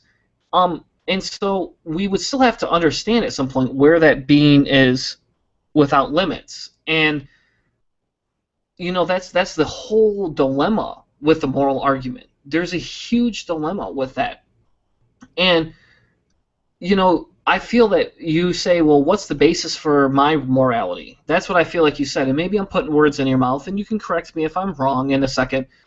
But who cares where the basis of my morality is at some point? Because you're making assertions on every other topic, and then when it comes to morality, a topic that's very hard for theists, a topic that's extremely hard for Christians, all of a sudden it's like, hey, you come up with why. Now, I will tell you a little bit about where the morality comes from, in my opinion, and I'll be honest, I'm an objective moralist, and you guys are probably going to poop your pants, and you probably will have a heyday with this, because most Christians do. I am an objective moralist, but not in the sense that I believe there's an outside being that dictates the objective morals. I believe that objective morals can be derived through evolution and understanding. And I won't get into the whole debate, because I think maybe Max and I might debate that at some point, because I actually love debating morals. And I think that there needs to be more atheists that stand up for objective morals, because they do typically just only do subjective, and I don't agree with that on a whole. So that's kind of what I would say to you. Mike, you broke up a little bit, and I would still be interested in some of the other things, and I hope maybe we can get a transcription of some of the things that said, so that way I could fully go back and read some of your thoughts over the next coming weeks and truly take in what needs to be understood. But you say something to the effect of evil happens because when evil happens, it is an effect of free will. And I'll be honest, it's a typical argument atheists hear all the time. But the free will argument, I'm sorry, I don't feel it holds up its weight. And I don't feel it holds up its weight as a free will argument only because of the fact that God still controls the free will. So there's really only so much free will. I mean, look at heaven. Is there going to be free will in heaven? If there's going to be free will in heaven, that means there's going to be evil in heaven, or the potential for evil. Therefore, it can't be a completely perfect paradise. But, free will is something that is debated in the atheist community very frequently, and there's a split, honestly, between some people that believe free will exists and other people that believe free will does not exist. And that's the biggest question. And I think if we tackle free will, I know you said, Nick, your issue is resurrection of Jesus Christ. I think a free will thing should be a bigger issue for Christians than a lot of them take it as. And I think if we solve the free will issue, scientifically, the only appeal left would be a miracle or faith. Max, I understand your observations. You say don't question God's atrocities, don't question this, because how can we ever understand the mind of God? And that's fair. You're right. But it also leaves the other open-ended question: is why not? Why can't we understand the mind of God? Why would God not do it? And it's just a big circular question, which to me, if I take a negative stance, if I take a stance that says I want to understand the world, I wouldn't presuppose that I should be able to understand the mind of God. And I'll tell you what, I'll leave it, since we're so late, I'll leave it at that. That way you guys all have time to respond, and I feel it's only fair that you guys get a response time. Okay. The first thing I want to point out is you said that there can't be free will in heaven because then there would be badness. I think that, this is my personal belief. Again, this is me trying desperately to understand the mind of God, knowing that I will definitely fail. But my belief is that I think that one of the points of this world and all of this growth that we're going through is that the people who are taken out of the sinful environment and cleansed of their sinful nature and put into this new environment will be the people who won't sin, who in the presence of God will want to follow God. I think that we will have free will, but I think that we won't choose to sin. And I think that that is good. I think it's a powerful thing. And I think that it is one of the reasons why we're having to go through all of this to help transform us into that kind of person. I think that in general, it's really tough to explain to a new creation why it shouldn't be sinning, because it doesn't really know what's going on. But I think that after going through this world, we will all have a very firm idea of what sin causes. And I think that without the temptations and the nature that causes us, that drives us towards sin, I think that we will not sin. And that's my personal opinion. I'm sure there are a lot of different views on that. As for, I just want to reiterate, with terms of my saying that understanding God is absurd, I'm not saying we shouldn't question him. I think that we should question, whatever we can. I just think we have to understand that, for questions regarding what an infinite, omniscient being would or would not do, we really don't have enough knowledge to be able to say. And I think that, I might have misheard you, but I think that presupposing that you can understand is ridiculous. I think that no human being will ever understand everything, even about the physical universe, let alone about God. And I also think, B, that it is absolutely possible to strive for understanding, knowing that you will never have all of it. Like, that's an absolutely possible thing. I think that we should. I think that it's good to seek understanding. I just also think that we have to understand that problem of evil arguments cannot possibly be knocked down. Even if we use them, we can say they're convincing, we can say whatever, but they aren't knocked down because it is impossible to say for sure what an omniscient, omnibenevolent being would or would not do. Yeah, I think that ultimately,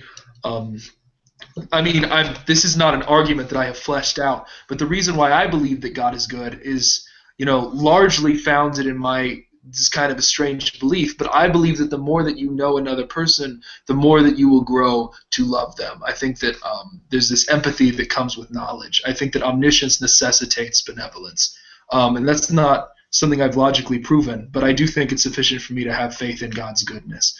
Setting aside all the problems of where morality would come from if God wasn't good and all that stuff, because I know that we could talk about that for hours.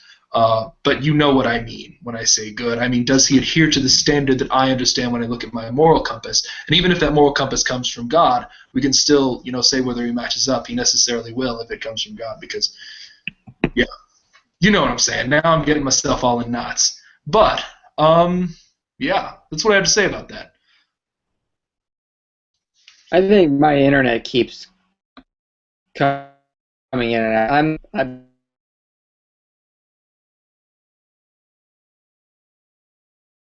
I keep.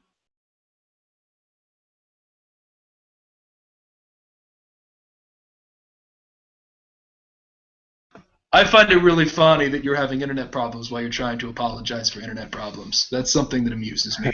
But, ow, kitty! I think. Sorry, go ahead.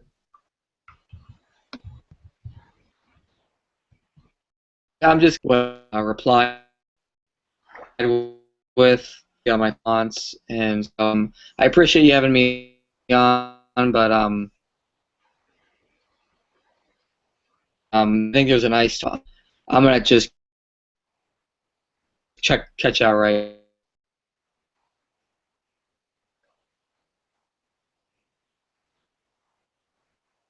Okay. Mike, I'm sorry to cut you off again, but we can't hear you at all. Is it okay if Nick goes ahead and answers? If there's I have a suggestion. Okay. If he's got a nice storm, that's great. I would love for him to go back through, and I know this may be cheating or feel like cheating, but I would love for him to actually go back through and respond to some of those things where he started to cut out in a separate video, and we can put a link in it, and we can upload the same thing, by itself. That way, it's a standalone video where it gives him a fair chance to answer some of the things, that I said. I think that's fair. I'm willing to put whatever other responses he has in the About section, just so that people who are interested can see them whenever he has those prepared. A lot of his responses that we could hear were really, really good, so I think it'd be a shame not to hear all of them. Yeah.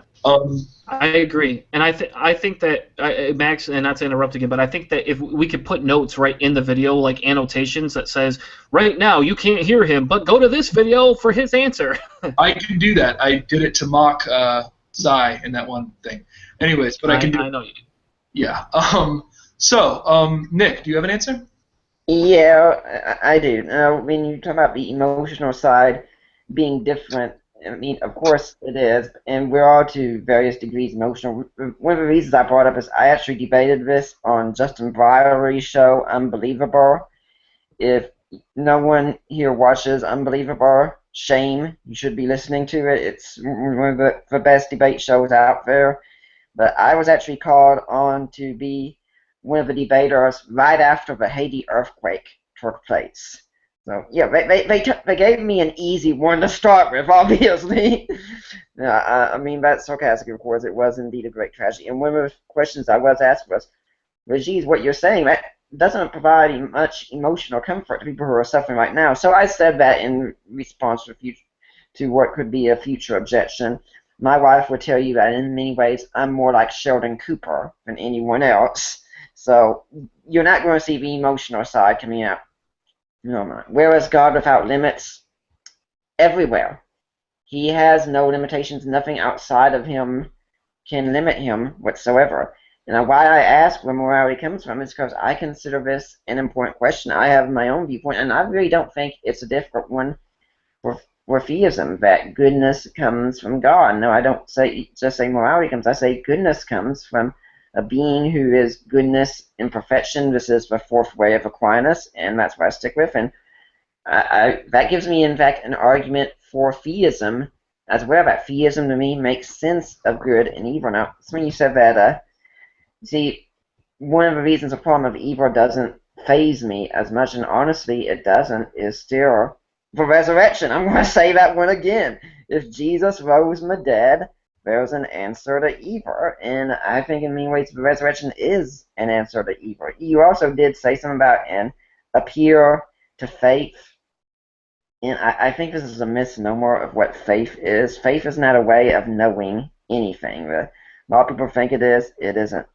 Faith is actually trust in that which has been shown to be reliable, and I recommend on this Nina and Pilch's Handbook of Social Biblical Values, as well as a book by E. Randolph Richards and Brandon O'Brien called Misreading Scripture with Western Eyes. They go into great detail on these kinds of things, and I have interviewed E. Randolph Richards. We spent some time talking about faith as well. I'll give one illustration. If you were in the ancient world and you wanted to, say, for instance, start a bakery, where you might not have as much money, you go to someone who can give you the money. That person becomes your patron. They give you a charis, a gift, so you can give them money. That's the word grace, by the way, in the New Testament. And so you're in debt to this patron the rest of your life. When you have this bakery, and when you sell bread, you tell everyone about how good your patron is to provide for you. That loyalty you show to your patron is called pistis, the word for faith.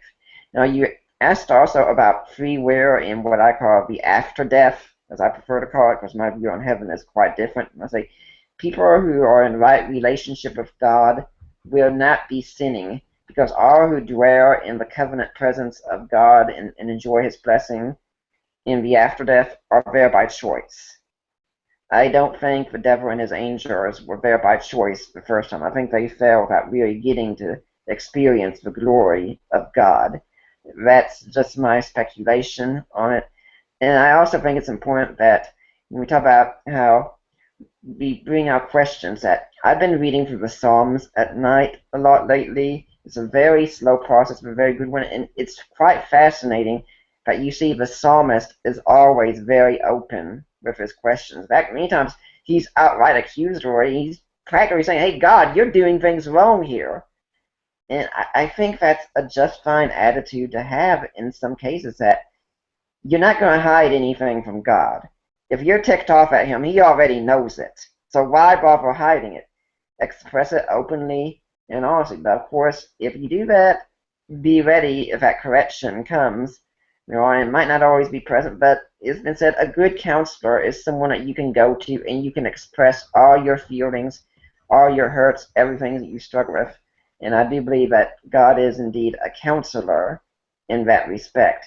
But, I mean, for me, it's just, evil just isn't convincing as an argument. I understand the emotional appeal of it logically. It just really hasn't worked for me, and again, I stick with the resurrection. And, of course, thanks for having me on. It was great. No, it's no problem. I believe that Chris actually had one more thing he wanted to say. So, Chrissy, go ahead. Yeah, and I'll be honest, I'll let you guys respond to it. You don't have to take this as the final part of the episode. You know, I just kind of want to recap, you know, as we've gone forward. I mean, we've had 5 questions, you know, 5 very important questions, some more important than others, some more easily dismissed than others. And, you know, that's kind of, you know, that's the big thing that I see as a catalyst to why we should continue these discussions. I want to read something real quick, because I'm going to start with the issue of morality, always the problem of evil, and then I'll answer your question about where morality comes from. But Christopher Hitchens, in my opinion, always says things best. What about Fräulein Fritzl in Austria, whose father kept her in a dungeon where she didn't see daylight for 24 years, and then came down most nights to rape and sodomize her, often in front of her children, who were the product of previous attacks and offenses? Imagine how she must have begged. Imagine how she must have pleaded. Imagine for how long. Imagine how she must have prayed every day, how she must have been beseeching heaven. Imagine for 24 hours and no answer. None at all. Nothing. Imagine how these children must have felt. Now, you say it's all right that she went through that because she's going to get a better deal in another life. I have to say to you, if you can be morally or ethically serious and postulate such a question, no, that did not happen. Heaven did not watch it with indifference because it knows the score will later be settled. So it's well worth her going through it. She'll have a better time next time. I don't see how anyone can ever look her in the face and say, honestly, anything so hideously, wickedly, or immoral. And I can understand how that can be dismissed, how that can be something people use as a way out of it. But to me, when I believe there's only one life, and I believe there's only one answer, that is an important question. The morality, the good versus evil, that's important. And there's so many other things that I could say, but if we don't address that, if that is not addressed, we can't simply say we should just understand God. I mean, Max, I agree with you. You're right. An omniscient being should never be able to be understood by any other omniscient beings. But why? Why does God set himself up like that? And is that a moral construct? Is that something we should actually talk about? And I think that maybe the next time, the 4 of us or 5 of us get together, we should have that conversation. That should be something that we talk about in terms of a moral construct. But really a lot of it, all goes back home to, the tendency to sin. The original sin. And I agree with you. Yeah, we all have a tendency to sin. But evolution has an explanation for that too. We evolved and we make mistakes. There is a scientific explanation. And so why do we need to have a non-scientific explanation for something scientific? When you ask where morals come from, and I agree with you, we should define where morals come from, and we actually have a show that we did on morals and objective morals, and I actually would love to have a show with another Christian, talking about the morals. I would love to know where morals come from, and I think that's a valid question. I can't tell you 100%, but I could tell you based upon theistic evolution, it would be almost the same thing, except for in evolution, naturalistic evolution, it's driven not by God, but just driven by a need to change and adapt. I mean, if you look at how the world is set up, things fit to a point within it, and then the things that don't are explained by the fact that there's no way that it can be understood. So really the last thing I'll say, and then I'll let you guys tear me apart into 100 pieces and shreds, is that if we don't understand something and we don't have the right to question, or we aren't able to question it, there's no way that we're ever going to learn. The only way we can learn is through skepticism. And Christianity shows skepticism, at least at its origins. And I know I'll probably get crucified for saying that, but at its origins, Christianity shows skepticism. It challenged, just like each one of you said, it challenged the understanding of the pagan aspects, and it strived to be better. That is something that I think shows more for the fact that we evolved naturally, that our religion came from naturalistic expectations versus something that is supernatural. Woo. Thank you guys for having me on. You guys have been a pleasure, and I'll be honest, this is probably one of my favorite shows I've ever been on. So don't hold me to that, but at least to this point, this is you guys have really been awesome and very gracious to listen to a countering point of view. Okay, you're wrong. Sorry. that was the argument that I felt I could fit into the time constraints. But for serious, I always feel frustrated when I'm put in this position where I want to state what my theological response is, but I don't want to come across as callous or uncaring towards people who suffer in the way that you've described. Like, there is nothing okay about what happened to that girl. But God, I mean, like, obviously setting aside the whole absurdism towards understanding an omniscient being, I don't know that that's God setting himself up. I think that's just how he is. He is omniscient. I think that I don't set myself up as finite. It's just my nature. Similarly, I think that that's a bad argument against, our inability to understand God. I think it's just necessary, I also think, and maybe he could lower himself and his actions to our understanding, but if that was a worse action with a worse outcome, if limiting it to our understanding would result in negatives, then I'm not convinced it's the right thing to do. And even then, by suggesting that he does, we are also, again, putting him under scrutiny with our finite brains. I also think that, I think that reasons have been given here, regarding the problem of evil. I do think that the free will argument responds to it, provided we accept that it is logically possible for the end goal and the overall plan of the universe to be one in which free will leads to a better conclusion than opposing it. And I also think, and there's a parable that Jesus gives that I think is really good. It's the parable of the weeds and the wheat. And he says, there's this man, he's growing some wheat, and this guy sneaks in and he, sows weeds among it because that guy's a jerk. And then they call the master and they're like, yo, gangsta, someone threw some weeds in our wheat. And he's like, that's not good. And they're like, okay, so should we take it all down? And he's like, no, let it grow. If we take it all down, we'll have to take it all down and I'll lose the wheat too. So we'll let it grow together. And then when it comes time to harvest, we'll separate them. And I kind of have this, if all humans are sinful, then God destroying sin and destroying evil would mean killing everybody, which is very far from my desire. As a human, I think that an ideal end scenario would involve all of the people in the story that you mentioned repenting of all sin that they'd committed, becoming really good people, loving God, and seeking to make the world a better place, and then moving on to the afterlife. I don't know if that's what happened, but in general, I think the power of Christianity is that it centers around forgiveness and this idea that you don't have to always be, in Paul's case, a Christian murderer. You can repent and you can become something better in the kingdom of God, and God will use you to do good. You know what I mean? And so, anyways, that's just a long spiel in response to your long spiel.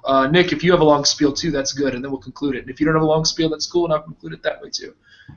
Oh, Max, you know me. You really think I've got a long thing to say? Of course I do. I'm sure I do. I'll try and be as brief as I can.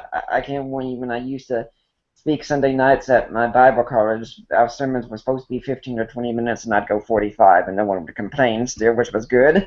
But, I think the whole thing of evolution explains it really doesn't work for me, because if you're going to talk about progress is towards them. There has to be still been this idea of good independent of us that we're progressing towards. Otherwise, we're just moving somewhere and we say, oh, I've made progress when we get there. We have to have some standard of improvement. Again, this gets into the fourth way of Aquinas. But regarding what the girl went through, I agree entirely with Max. No, absolutely not fine. No one is saying that's right. No one is saying that's okay. And I think it's important to point out that we don't always know why these things are allowed, but it's a far cry to say there can be no good reason why they were allowed. One good thing I can see that's coming out of it is a lot of us out there could be getting outraged and saying, by God, we need to go and find people that are doing things like this, and we need to get them locked up behind bars, need to get them dealt with, need to get some more reform going on. Again, that doesn't mean that what the girl went through was good, but we can still see that, yeah, that would be some good that could come out of it. And with regard to the evil, I would like to just recommend some books on this topic, as well. A number of these authors I've also interviewed. For the question of morality, R. Scott Smith's book, In Search of Moral Knowledge, is one of the latest ones out there, and it's a quite good one when it comes to the from either. Clay Jones also has some excellent stuff. I've interviewed him. Greg Genzer, David Wood as well. For a more emotional side, Peter Kraft has his books, Making Sense Out of Suffering. Philip Yancey has two, Disappointment with God and Where is God When It Hurts. Ravi Zacharias has Cries of a Heart. And then, of course, there are the classics from people like C.S. Lewis. C.S. Lewis's Problem of Pain. And then a book that he went through when his wife died called A Grief Observed. Interestingly, he published that one anonymously at first, because I think he didn't want people to know that it was him who was writing it, and it was just his journal about all the things that he was going through. And his fear wasn't maybe Christianity as far as that point was, no, Christianity is true, God is real, and this is what he's like. And he came to find some great solace in the end, which is good for that. And I just encourage people, again, thanks for having me on, but I encourage people, and I'm sure that you, Chris, would agree with us, as would Max, that this show here, it's not meant to be a conclusion. It's meant to be a start. This isn't the end of a journey, this is the beginning. If you go ahead, if you take this and say, well, this is a final word on a topic what any one of us has said, then you're being foolish at that point. This is your basis to go out and start your own questioning and your own research. I could not agree more. And I've personally gotten a lot of cool show ideas from this conversation, which will hopefully, be a thing moving forward. And Tanner, you've probably gotten a lot of them too. In any case, thank you for watching. If you're still watching, we have had a surprising viewer retention for this hugely long show. So thank you guys for sticking with us, you 11 to 14 who were here. And you could check out Nick and Inspiring Philosophy's things. It's all in the About section. And yeah, peace, gangsters.